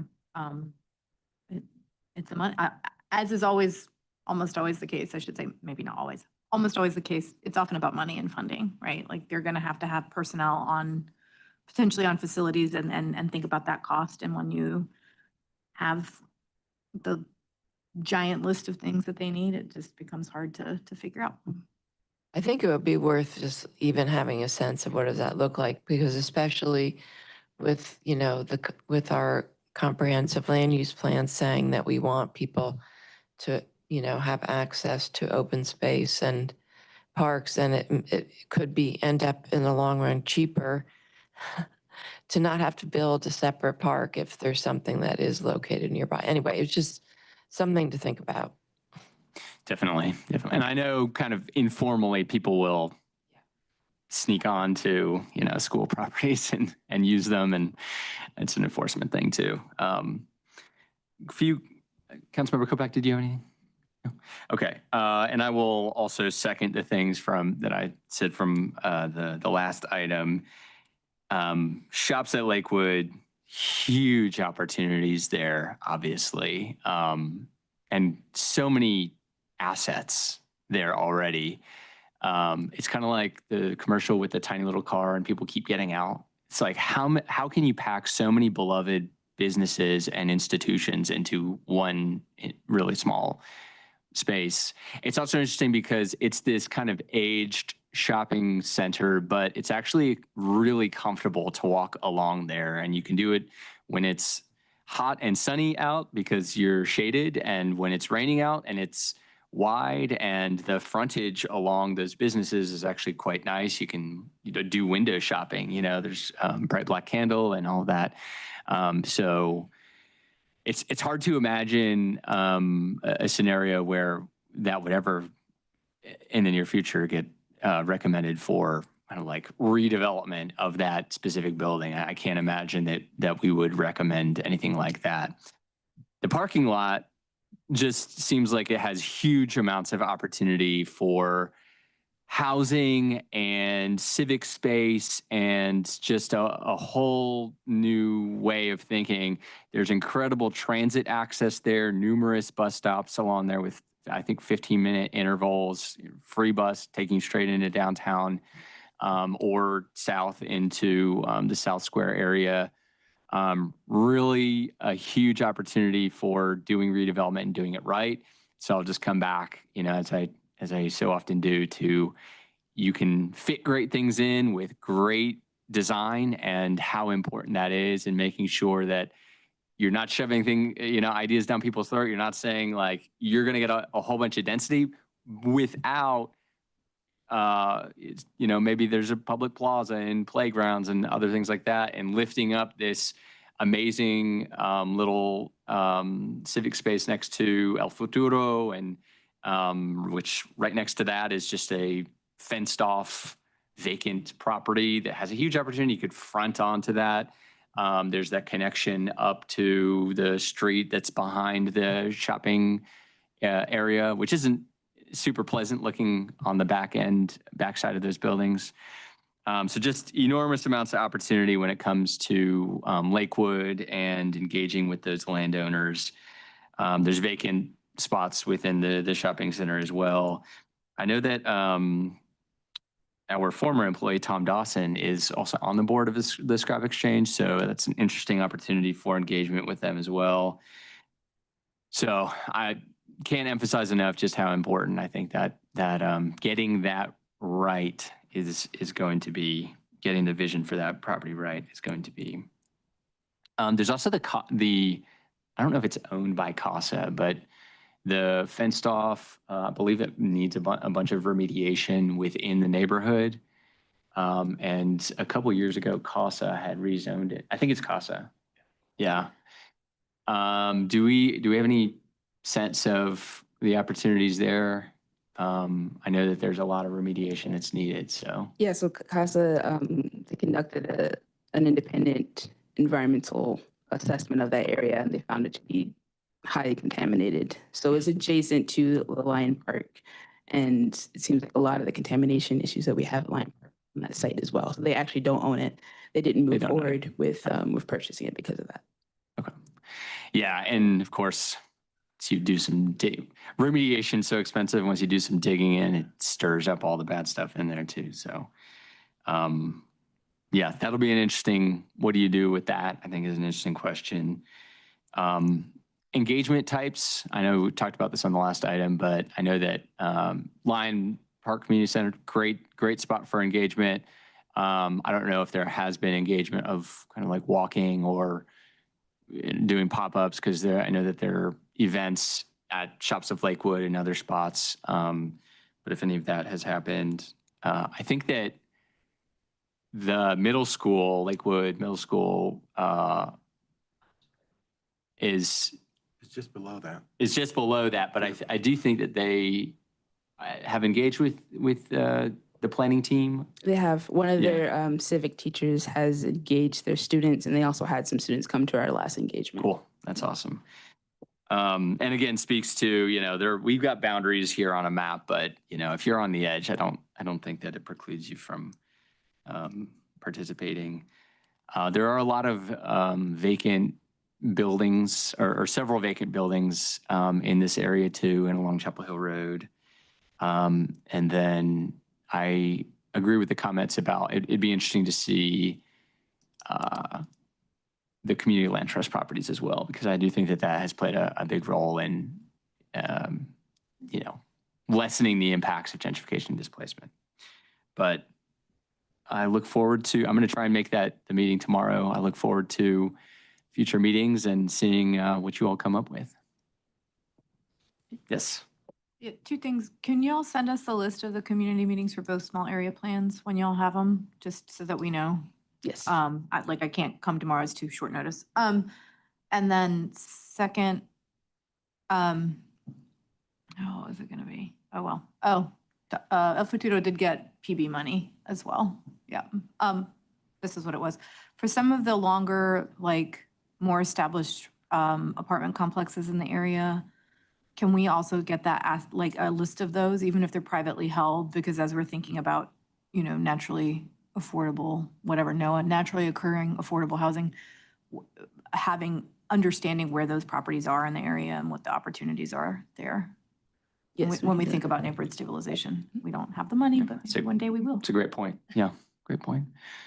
All right. Yeah, Thank you so much. I just want, I Okay, go think the ahead. other thing that is unique about this area compared to the Bragtown small area plan is the number of nonprofits. Not only, and I think about the scrap exchange portion of Lakewood, but also along Chapel Hill Street. And yeah, and along with a lot of small businesses. So making sure we include them. Great. Thank you. Thank you for the presentation, for your work. We are now going to item 7.5, discussion of the moratorium, the data center moratorium. Discussion of the text amendment lengthening the amount of time for any moratorium.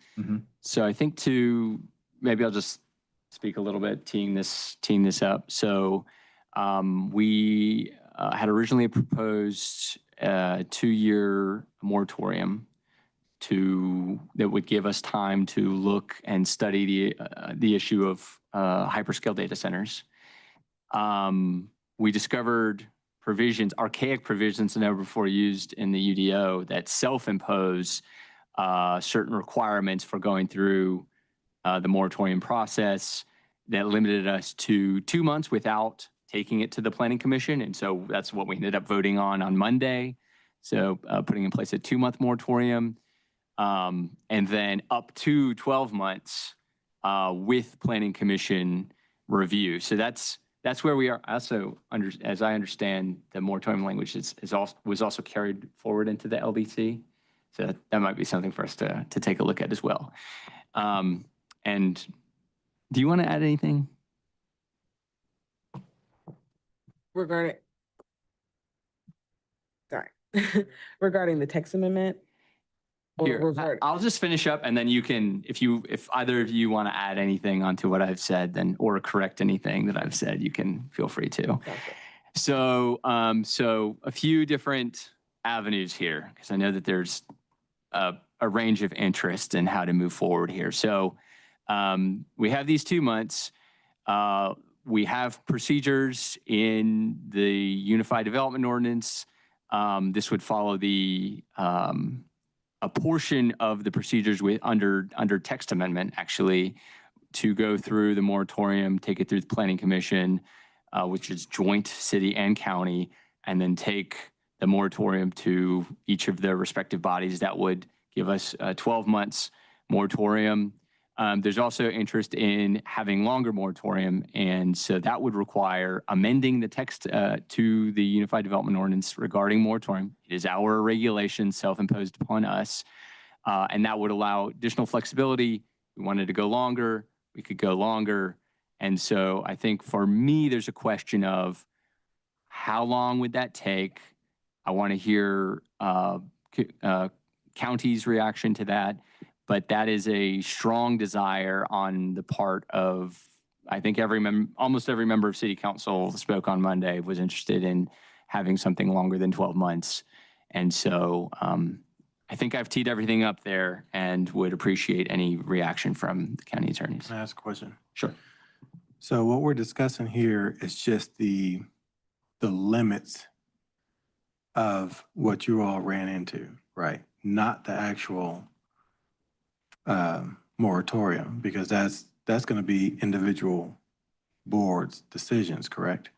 So what Councilmember Kopak has raised here is essentially initiating a text amendment to the Unified Development Ordinance that would hit the delete button on these provisions that self-impose requirements regarding moratoria, which would give us more flexibility on moving forward and adopting a longer moratorium. I'm not quite there yet. At this point, I'm just broadly trying to tee up that conversation about moratorium and give us all the context to then move on to that discussion. But I want to hear from the attorneys first. And to answer Dr. Lee's question, the way that the UDO is currently written, it does require a moratorium that would affect both jurisdictions to come before this body. So I don't believe that's a discussion that is happening today, that we're just discussing the text amendment. And the text amendment would require action by both bodies if it were to affect both jurisdictions. So that is why I believe it's coming before Joint City County Planning, because those text amendments do come before you all. And you are correct that it would follow the same requirements as normal text amendments. It would have to go to the Planning Commission for review, and then they would make a determination or recommendation, and then it would come to the various governing bodies.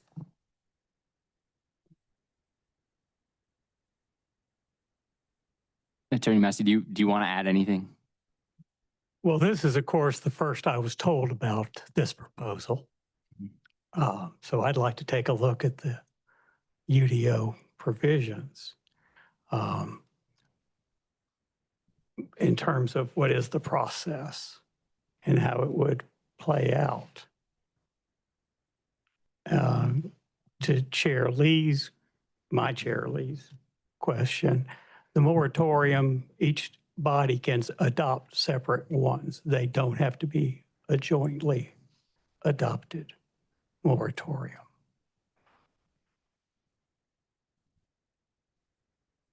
Okay, so I'm slightly confused about this whole thing, right? Because so we had a discussion about what was it on our work session? It was just a proclamation, right? We just discussed. Yeah, but right, it was general discussion about us issuing either a proclamation or something like that, just from us, about data centers. It didn't have to do with the UDO. It was just our board level's decision not to approve that sort of thing kind of going forward. So how would that interact with the UDO? Because that was just a separate thing that was put forth by one of our commissioners going forward. Sir, and I realize you had to leave the meeting. Yeah, I did. Monday. There was no proclamation. It was more of a discussion about the board's interest in this issue of a moratorium. So it originated with something being sent by one of the commissioners. And we said, well, we don't want to go to that just yet. We want to discuss it a little bit further about specifics. So let's just open discussion about it. It wasn't a proclamation or anything on the actual agenda. We removed that and said, let's just have a discussion so we can form ideas on what we want to say. There was no intersection of the UDO there. I'm sorry, hold on. My glasses started playing music, but so I'm confused about the intersection between the UDO and what, like, the different level of how this works.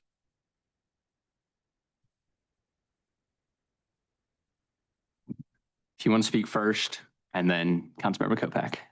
I would just say, sir, the intersection is to adopt a moratorium. Beyond the state statutes, there are also procedures set out in the UDO about how it has to be originated and who is supposed to review it before submission to the respective bodies. Just to catch you up, where things left on Monday at the work session, sir, several questions were raised by the commissioners, most notably Commissioner Jacobs. And those were referred over to the county manager and county attorney to look into several matters that were identified.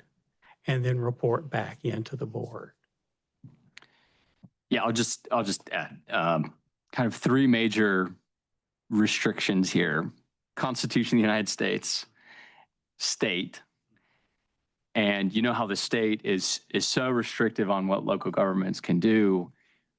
Well, we have regulations that restrict us even further than what the state restricts us. So those are kind of the three major places where we have restrictions on and procedures on how to enact a moratorium. And yeah, if you need clarity, let us know. Yeah. And, sort of build on where we're at for the city. So from our recent meeting, we did, have a kind of a joint desire to move forward with the process of exploring the moratorium for hyperscale data centers. My understanding is it will be going to the Planning Commission for review. I don't know if we have a date for that, if that will be the next Planning Commission meeting. And I also think it's really important that we have discussions with the county. It's great to hear that we can have separate resolutions. It doesn't have to be the exact same thing, which obviously simplifies the process a bit, but it's really important that we collaborate. And I think there are some important questions, raised about some of the details to make sure we get that right. So we're sort of in the 60-day period. But as part of that, when we get to the point of voting, I believe, in support of a hyperscale data center moratorium, we want to not have the time limit of 12 months that's currently in the UDO. So that's where it intersects. And maybe I'm just restating what's been said. But my question then is, would that, because that also has to go through the Planning Commission, right, as a text amendment. So would that run concurrently at the next or a future Planning Commission meeting to both review the hyperscale data center moratorium and also the text amendment to the UDO to remove the 12-month limit? Yeah, thank you, Councilmember Kopak. And I do think there is a bit of a caveat around reviewing things separately because we have the joint planning department. So that adds a little bit of an additional complicating, because we don't have enough complicating matters here. And so you have your question. I think I'd add on to your question, can we get it done in 2 months? Could we hypothetically get it done? I think also there is a certain amount of, would the county commission be open to entertaining amending the UDO to remove the provisions around moratorium? So. Yeah, Robin Schultz, Planning and Development. Just wanted to speak a little bit on the text amendments. So the only real requirement for text amendments that are staff initiated, which is what this would be, is that it has to go before you all as a board, so the JCCPC. So I think right now it says that the moratorium language is going in June for the Planning Commission. That much might be what we initially thought, but those two things could run concurrently. We could use this meeting as the required JCCPC, so long as we got clear direction from you all on that language. So essentially, if you don't want a year, what would you like, et cetera. And just knowing that it would go before Planning Commission in early June. The thing also to consider is that the 60 days ends around July 4th, correct? You all do not meet in July. Your June agenda is pretty, you've got a lot on there, including the budget. But we could make that happen, I'm pretty sure. Okay. If Sarah thinks so. I'm not gonna. Okay, I think that what Robin said was probably the crux of my confusion, right? And so, and I do appreciate what you just said. So we're the governing body of the UDO, right? Right here, right? We're in it, right? So if as long as we're not setting the moratorium, like the actual moratorium, this body can actually change the text. Can we change the text? No. We can't vote on, it has to go out to the both and then, I okay. don't want to speak out of All right. turn. Okay. What has to happen with most things, text amendments or whatever, is it gets heard at JCCPC first. Then we kind of say yay or nay, or make these changes and it comes back if we have changes. Then it typically has to go to Planning Commission, and then it has to be adopted by both boards. So that is what happens whenever there's a change to the UDO, and a text amendment at the end of the day is a change to the UDO. If we would like a text amendment, and I'm saying if, we would basically, this would be the hearing, quote, not really hearing, but whatever, consultation. Now, Planning Commission would hear it in June, and then ostensibly either in June or maybe August, but then the moratoriums, the 60 days happen, both the Board of County Commissioners and the City Council would have to approve it before we go on break, because then we run into the 60-day moratorium that the City Council passed. The county is in a whole other thing because y'all haven't done anything, but the city, our thing ends in early July. So we are on a tight timeline when we think about that.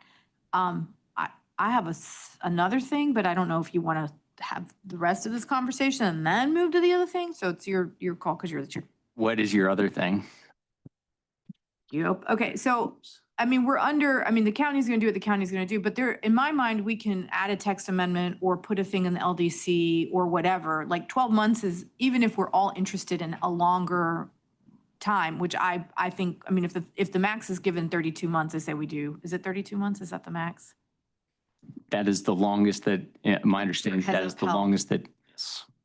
So I feel like we should attempt for that. That's just and I do think that part of it is, and we are hearing from some health facilities and folks, like there is some real specific tailored language that we have to put into whatever we are doing, and it's going to have to be carefully thought out.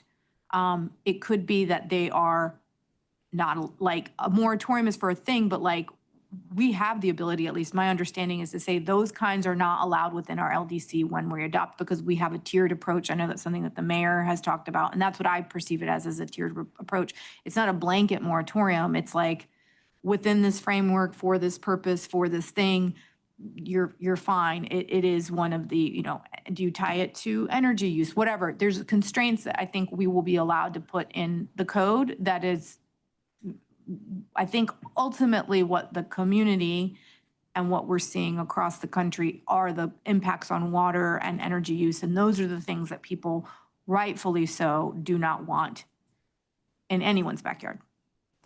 Yeah, and I'll just say the purpose of the moratorium is not to say we don't want this thing and so we're not going to have it. It is to say we need to pause and in the interim go through the process of studying this issue, which is a rapidly evolving and changing issue, having dramatic impacts on communities where these things are locating, studying the best practices, which are also evolving quite rapidly, studying the impacts, collaborating with different utilities and what those kinds of impacts would be, and then putting in place, drafting up and testing out new I mean, that all takes a lot of time to do all of that, and that is why we're looking at, ultimately why we are looking at a prolonged time period. We don't need to decide right now the details of how long it is, what it applies to, if there are size or energy thresholds. What we are discussing here is really about, is it important that we open up the opportunity to go over 12 months? Because that would require a text amendment, which it sounds like could be done laboriously, but could be done within the next 2 months. And I think I speak for the county commission. There wouldn't be any objections that I know of for extending it. Thinking about all of the different commissioners and where they stand on this, I don't think there'd be any objections for us to move forward with putting out a longer time frame, even 24 months or so. I'll let Commissioner Jacobs speak, but I don't see there would be any objections. And so if we started that process now, send something to the planning commission so they can go, and then we can all get our votes in June, I think we can make it on a shorter time frame. Go ahead, Commissioner Jacobs. Well, I just, first of all, two things for me. One is, if this is the meeting where normally we would be looking at actual language, I want to know as best as possible, what is the language that we're going to be putting forward? Because normally that's what this body does, is it reviews specific language and we give the, to your point, modify up, down, then it goes to the Planning Commission. So first of all, I want to know what is the language that we're talking about as best we can right now that's then going to go to Planning Commission. Second thing is, I would appreciate knowing what is the city council considering in terms of the language for your resolution. Frankly, there's been very little collaboration on this. We have, the county has made significant financial investments in RTP and Trayburn. And frankly, we are, RTP and Trayburn generate a huge amount of the jobs and the economic activity in Durham County. And we don't understand even what is the role of any type of data center at this point in Durham.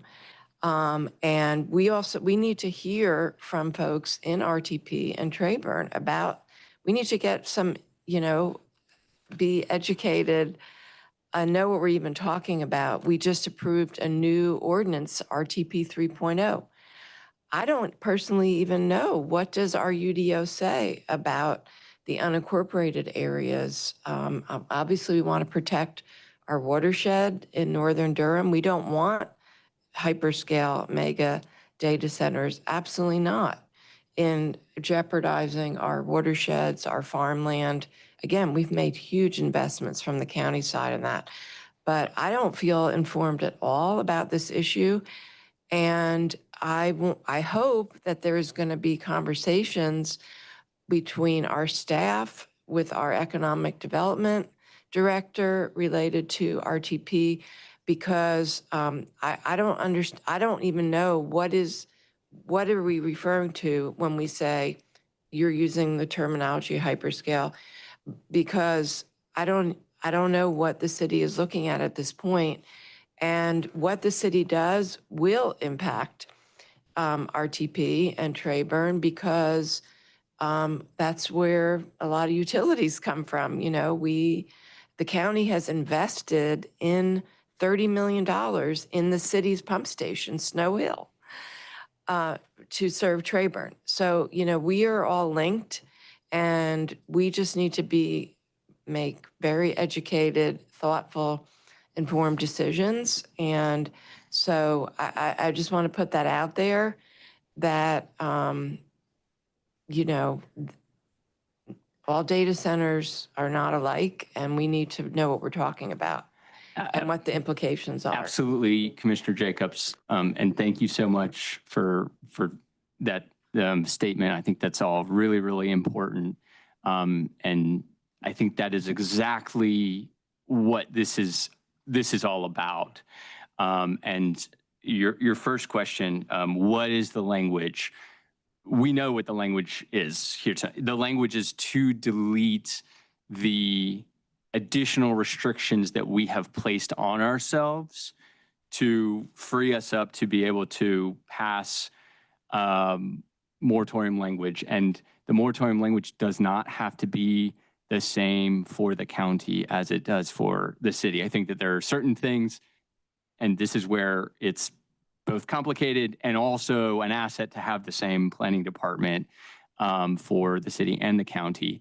But again, to your first question, what is the language? The language that we're talking about here is just referring to the text in the UDO that places additional restrictions beyond what the state enabling legislation is on how to go through the process of adopting moratorium. That's all we're talking about right now. Of course, the moratorium, again, is to, you said, how do we even define a hyperscale? That is part of the reason for the moratorium. We don't have definitions. it is such a rapidly evolving situation. There are new kinds of data centers being built weekly at this point. And so studying what are the issues, being cool, calm, collected about it, that is the purpose of the moratorium. But again, I just want to emphasize today is not about the length beyond just saying we want to give ourselves the space to have something longer than 12 months. It's also not about what the moratorium would actually apply to. That is for future collaboration, conversations, and ultimately the language that would go into the moratorium. Did you want to say something? Okay, you, and then do you still want to say something? Okay, I'll let you guys decide who you want to speak for. So I think I would suggest, I don't love it when the ordinance repeats things that are in state statute, because then if state statute changes or something, so on top of that, this goes beyond state statute. So I think, and we've got it pulled up, I think we would look to delete everything from B forward, because it's, and just saying, leave A that says, if we do a moratorium, it's in compliance with general statutes, and it just defers to them. Because the other thing, in addition to the time limitation, is also imposing a planning commission public hearing, which is not required by state law, and resolution, and that eats up additional time, which kind of defeats the purpose of being able to act swiftly to put a moratorium in place. So that would be my recommendation if we were going to move forward, is to basically only keep A and delete everything else. I will also say we could get this queued up to go to Planning Commission in June, at the beginning of June, and then get it to the last governing body meetings in June as well. So we're going to be assuming then, because the agenda items for those are going to be due before it actually goes to Planning Commission. So we're going to be assuming that Planning Commission is going to, act on it and move it along. The other thing I will say is, just from a practical standpoint, we do have a joint ordinance and a joint department. And while, certainly each governing body can adopt their own thing and go their own way, I think that creates a lot of practical problems and potentially opens us up for some issues. So I would, and I've asked both administrations this, that if we could coordinate, that would be preferable. Just as we move forward. For COPAC and then Mayor Pro Tem Caballero. Yeah, thank you for that. So I appreciate the signal of potential support just around the time length in your proposal for how to be able to address that, right? And so that helps us deal with kind of the length of the moratorium. And I hear your encouragement for us to work in kind of collaboration on this with the county, and I think there's good reason for that. I also hear Commissioner Jacobs, your statement about the importance of getting educated on this issue, because there are real nuances here, and in getting what we want to achieve, we want to make sure there aren't unintended consequences. So I guess my question is, in the spirit of what Chair Baker has shared, of the moratorium allowing us the time to explore the issue and put the proper regulations in place, is there a concern that doing so would have unintended consequences while we are evaluating it under the terms of a moratorium? Because I think that's what I'm hearing. It's like that by putting the moratorium in place to allow us to study it and get the regulations right, that would create unintended consequences during that time period of impacting something, in Trayburn, RTP, some aspect of kind of necessary social infrastructure, for example, that could be disrupted by that. And I guess, like, if that is the concern, what steps can we take and what's the forum to do that, in the next 60 days to be able to kind of mitigate some of those concerns? And do we have time to be able to do that? So I think one of the things, and I know I've seen it in the proposed resolution on the city side, is some exemptions, right? So for instance, there may be institutions that need or are planning kind of a small data center that is not an independent standalone data center. It just serves their institution, right? That's not a hyperscale center. And so there are, I think, carving out exemptions in the moratorium so that those things can continue to proceed is a relatively straightforward way to address that. If there are other, concerns, we can certainly look at that as the moratorium ordinances get crafted. But I think that's relatively straightforward to address. I was just gonna add, I apologize, Mayor Pro Tem. I just wanted to add on to what Director Young stated. The current city ordinance does provide exemptions for those incidental data centers. It also, as required by state law, exempts certain types of projects that have already been permitted and that are already existing. The state law is not specific to data centers. It's specific to projects that would otherwise be affected by the moratorium. So I just wanted to clarify that as well. Mayor Pro Tem? Yeah, Councilmember Baker, can you send the original ordinance language, not what we adopted because it's not the same, to commissioners? Because at least from what I heard, that language, so there was a little bit of consternation on the Duke Health side of what we passed on Monday night, but they were fine with it because it was just 60 days. But the language was different and they did raise that. So I think that original language is different than what we passed. I mean, there's still exceptions, but it's not the same identical language. And so I think that's the space that I think needs to be, that original ordinance language is what needs to be sent to county commissioners.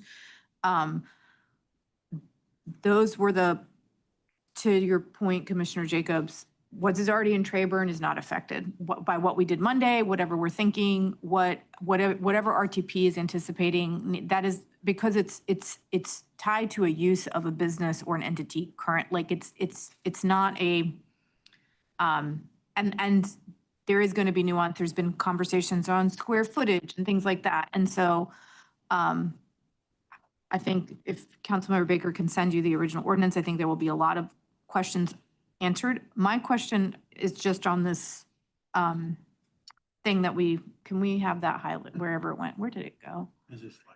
Okay. But by my understanding, and hold on, I want to pull this up because I want to make sure I have the dates right. Planning Commission in June doesn't meet until June 9th. We meet on June 3rd. But we could add it as a supplemental if we needed to, right? I just want folks to understand that, like, if there's a hang up today about, like, if JCCPC members don't feel comfortable for whatever reason, technically there is a timeline where we would see actual language because we could do it on the 3rd. It's tight, but you just, I mean, we've done this before. You just add it as a supplemental item to the two planning commissions agenda in June, and you add it as a supplemental item, but I don't know the county commissioner's calendar. I'm just looking at council's calendar. So I just want to name that as if this is a hang up that people don't feel like they can move forward today. There is technically a possibility on a timeline as far as I see it.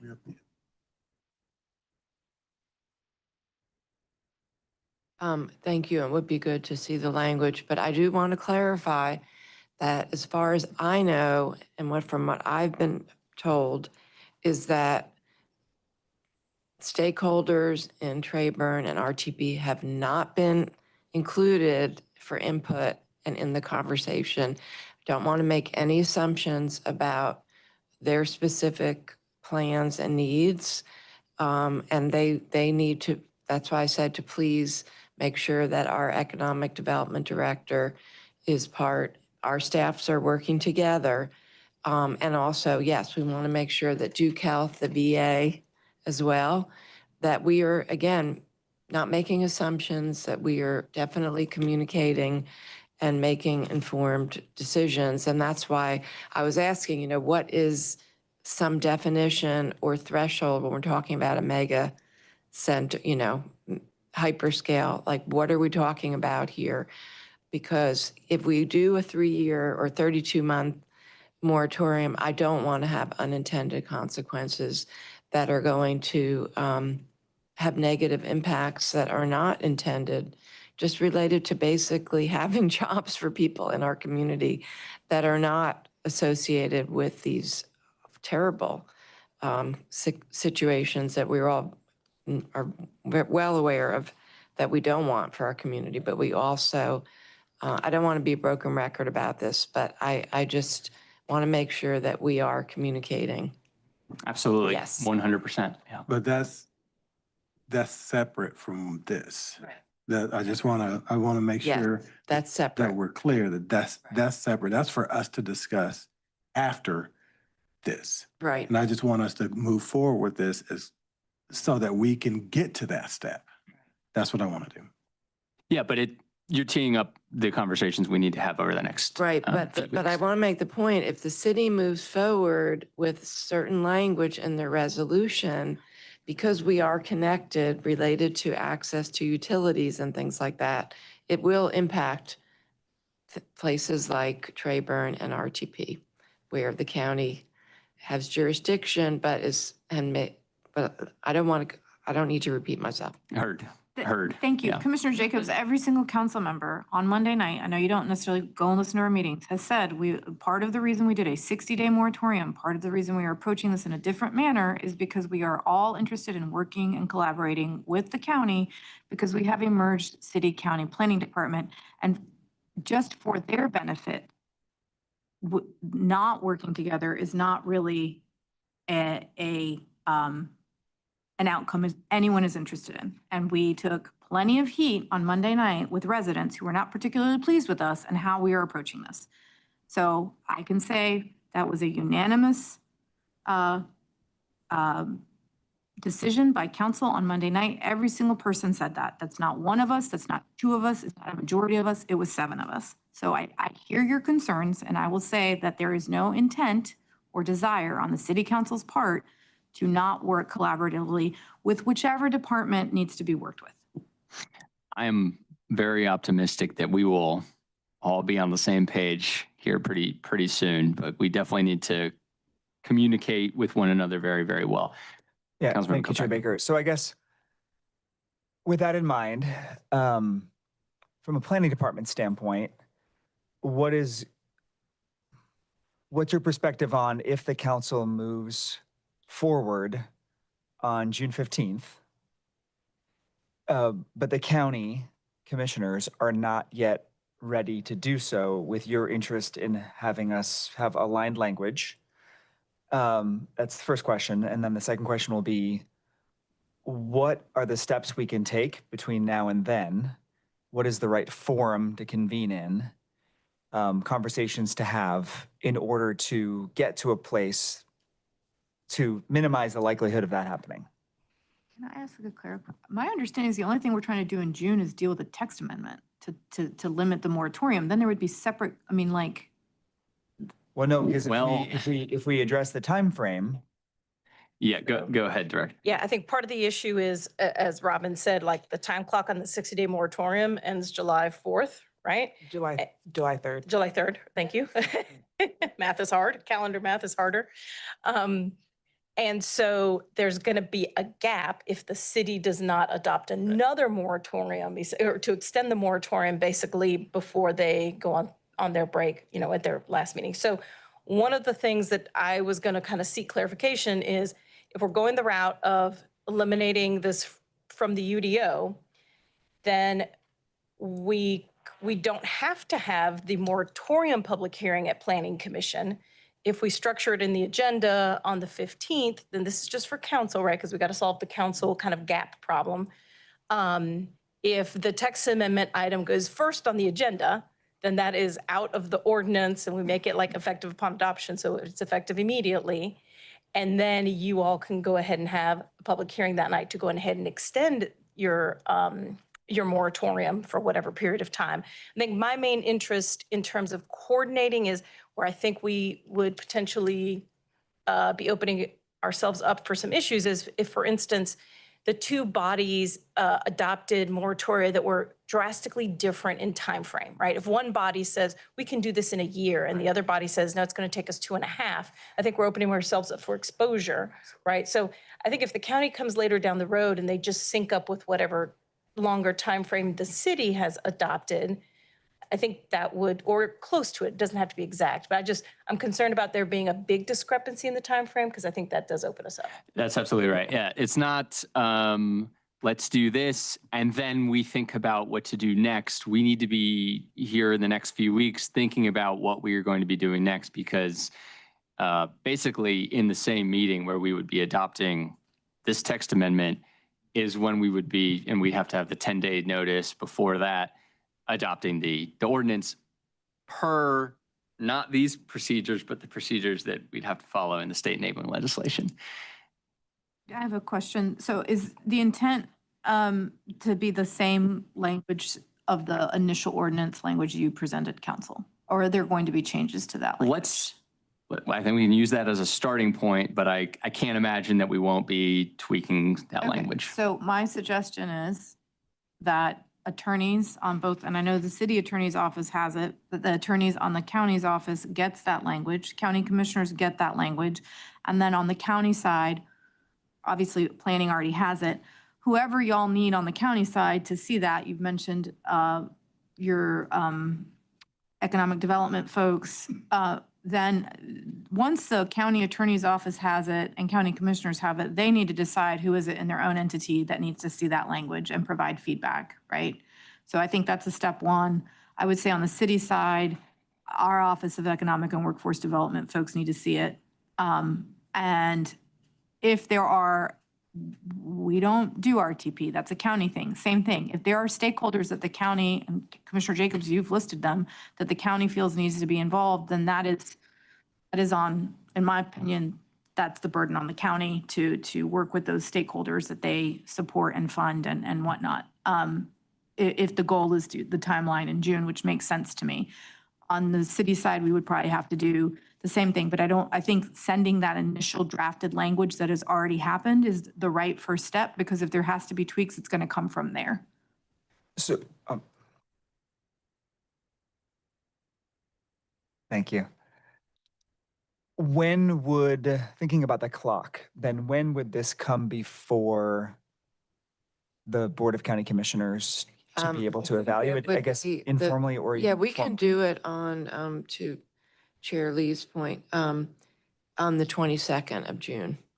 Like this language, removing that B. That would be for a vote. Right, because on the text amendment, but also possibly if you wanted to, a moratorium. Yeah, on the 22nd. But from this point forward, from today going forward, when would it come before you next to give you time to evaluate? Is that a future work session? Is that, I guess that would be the time, right, to consider? So we don't have to have it at the work session. We can independently review it and then we can vote on it. We can have it on the agenda. It doesn't have to be on a work session in order for us to vote for it in a regular session. But we do have the June work session. Yeah, I mean, we can get it to the text amendment, and if we want to do the resolution, but it's not a requirement. Because I think in an ideal world, two things would be true. One, we get to a place where the county and city were both comfortable with language. And two, the county would also be ready to move forward with a moratorium. So we could really sync them up, and so we can, mitigate the concerns that we have. And I just want to make sure that we're giving this has moved fast on the city side. And so, I think I will speak for myself, but I think that engagement is really critical with y'all. This has been moving quickly, so it was not an oversight, but it's just, this is the first time that we're together in an appropriate venue since we decided to take it up. Yeah, I appreciate your comments, and I think that I would hope that we would all be on the same accord, and I think that we'll set ourselves up for success if we can have some type of a group, make sure that the appropriate staff are working together, our attorneys, our economic development staff, obviously city county manager, and possibly even representatives from, our elected bodies. Just, I think communication and collaboration are the key. Making sure that we get all the input we need, and yeah, let's try to aim to be successful and for us to work together. I think a great example was what we just did with the EAR. And I wanted to mention that in our meeting today. I want to really thank our planning staff, who, Aaron and Sarah, and then who was there? Oh, that's right. And Peyton, and also City Council Member Burris and Kopak, and then I was there, and Commissioner Valentine, and it was fantastic. I mean, we spent a while together, and I feel like it was really productive experience. And I mean, that's what I would think would be a great model for us to do something like that. So yeah, we all want to be on the same, we want to be successful here. And, I think that's the way we're going to do that is by everyone just. We don't have time for that. I'm sorry.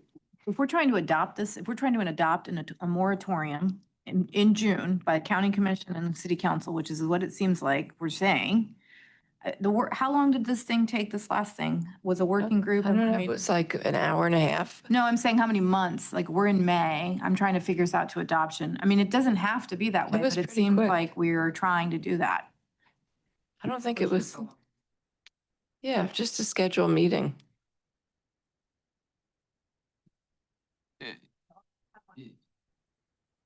Chair Shigaris.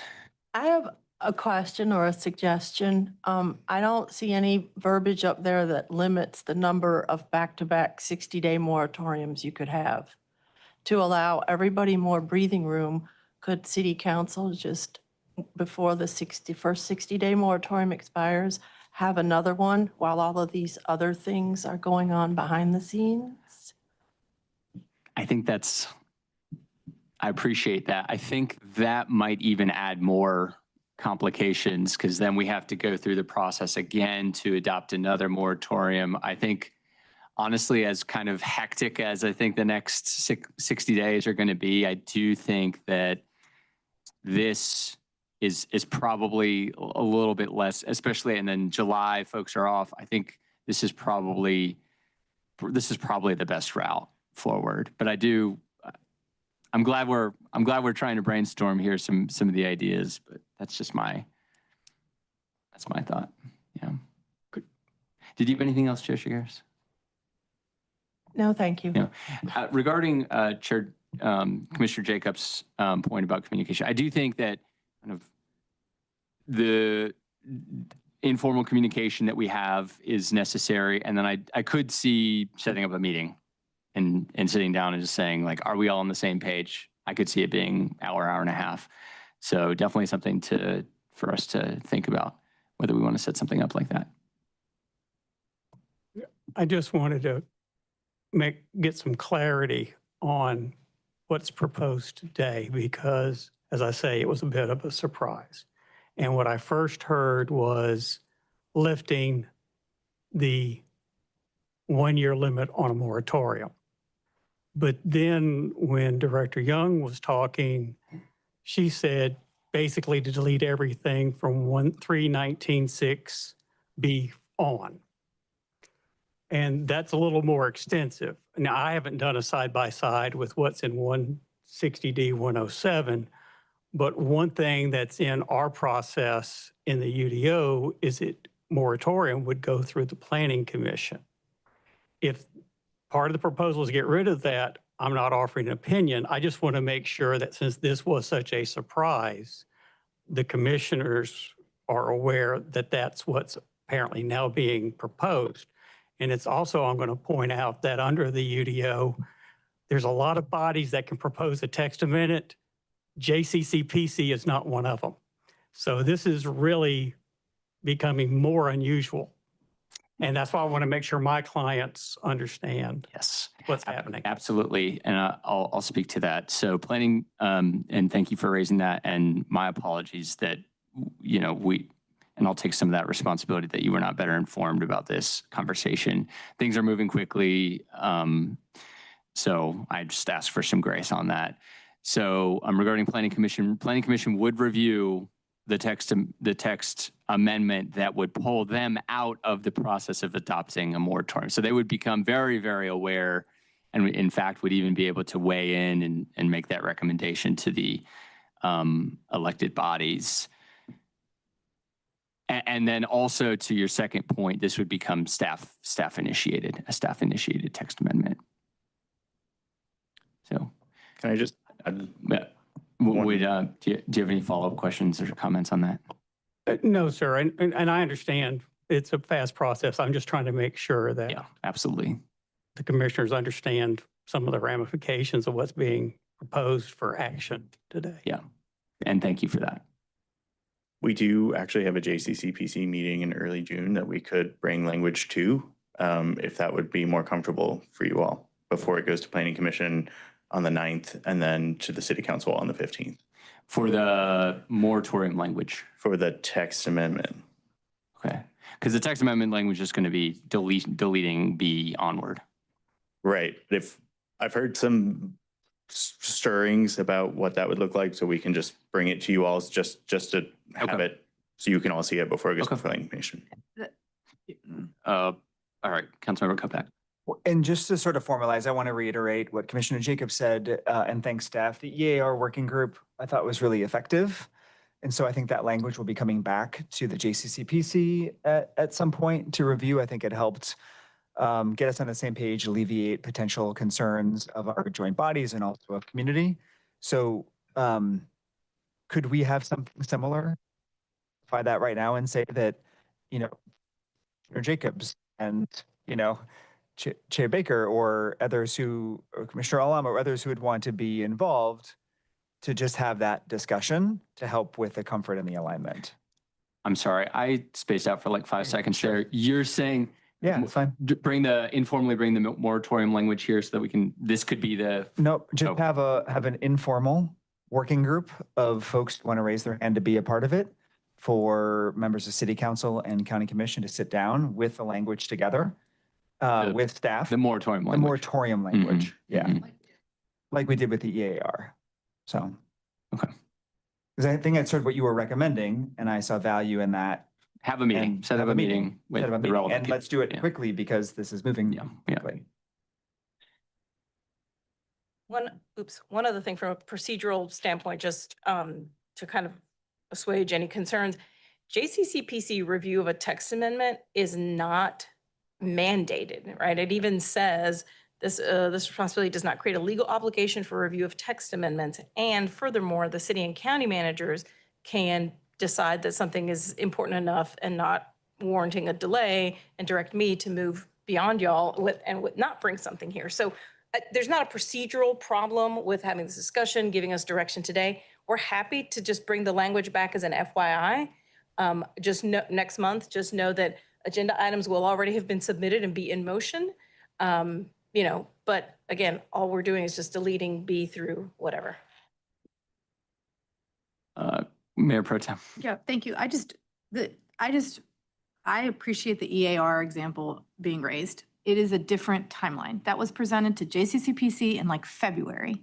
The meeting happened like a week ago. It's coming back to us. This is like a third of the timeline. So while I appreciate that, saying that it's a process, if the intent, and on the city side, my understanding is the intent is we have to deal with this by June 15th. That is our last meeting. That may be separate than the county, but we're also saying we want the same thing. So if folks want to set up a process around that, that is a quick turnaround. And I want to emphasize that. I want to happen in June. Oh, we didn't have enough time.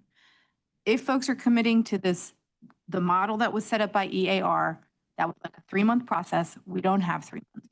So that's all I want to say. I don't want to be on that subcommittee. I'm good. It wasn't really a 3-month process. It was just, months ago. it just took like a month to get scheduled.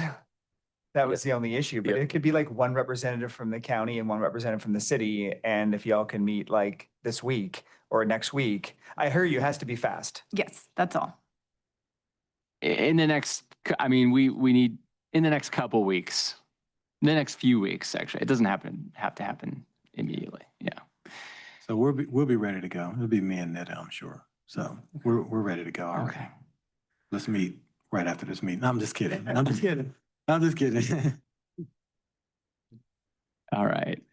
Anybody else? I'm sorry, but you were formally suggesting that it'd be you and Commissioner Alam who would be a part of that? Okay, so then can we identify a person or persons for the We city? don't have to do that right this second. I'm just saying. I'm just saying, it helps move things along. Just like, let's just decide. I mean, So, we could do it. Should we do it? Okay. No, we're set. Look at there. See, pressure makes diamond, right? Let's go. All right. One Go thing, the language, the folks don't have anything that they can even react to at this point. So people are like operating from a place of like not knowing anything. So if that can be done quickly, I think it will help alleviate some of the concern that I'm hearing. Yes, we can share the original language. I do not foresee moving forward with that original language, but I do think it's something to work off of. All right, anything else? Attorneys? No? I will share what was drafted with the county attorney's office today. We've already had, not on this conversation, but preliminary conversations about what the city had worked on prior to Monday. So we'll share what we have. Okay. With the county commission first with, Well, I'll share with the county attorney's office, Okay. and then I'll allow them to disseminate it in the way that they've. okay. Is that what the process you'd prefer? That'll be, yes, sir. That'll be simplest. And that way we know, as we push it on out to the board and Okay. let the commissioners know what we have, because you've got the draft that existed prior, then you have the version that was apparently adopted, Mhm. and just trying to make sure people understand what's Absolutely. being moving forward. Cool. Cool, calm, collected. Anything else, Director Young, that you want to add to the conversation? So just to recap, staff is moving forward with a staff-initiated repeal of everything except that Part A of the section under 319, whatever it is. We are going to bring that back as an FYI next month to you all. It's going to go to Planning Commission June 9th, City Council June 15th, Board of County Commissioners June 22nd for adoption of the text amendment. We will, at the very least, also be stacking a moratorium extension for the city on the June 15th agenda as well, correct? That's correct. Okay. Yeah. I just wanted to make sure I got straight the plan. And just to count, Mayor Pro Tem's point, to make sure that we just need to have one meeting, everyone's communicating, I would suggest that both the attorneys are at that meeting, and someone from the planning department, whoever Sarah might designate, and our economic development directors, and then the elected officials in that way. And then also from the city and county manager's office, whoever they would designate. I know our deputy county manager, Jones, was the point person, I think, working on this. So just any appropriate, and then, having everyone in the room, whether it's virtual or in person, whatever is the quickest or works best for people. But Okay. I don't know if anyone has any other suggestions of people to be I think there. that's a good list. I will work with Shay to set that up. All right. Are you guys having fun? We used to joke about planning emergencies. We spent a lot of time talking about planning issues for things that are happening in Durham, and it's interesting to spend this much time talking about something that is not in Durham at all, but is important. Okay, thank you all for that. That was 7.5. We have one final item, which is item 8, fiscal year 26 work program, community planning projects. Good afternoon now.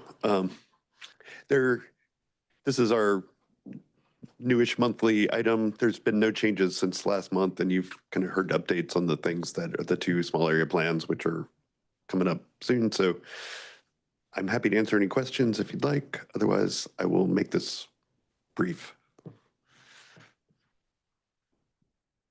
Any questions? Great. Thank you for sharing. Thank you for showing us. And we're only an hour, 7 minutes over, which isn't too bad. So we are adjourned at 12:37. Thank you, everybody.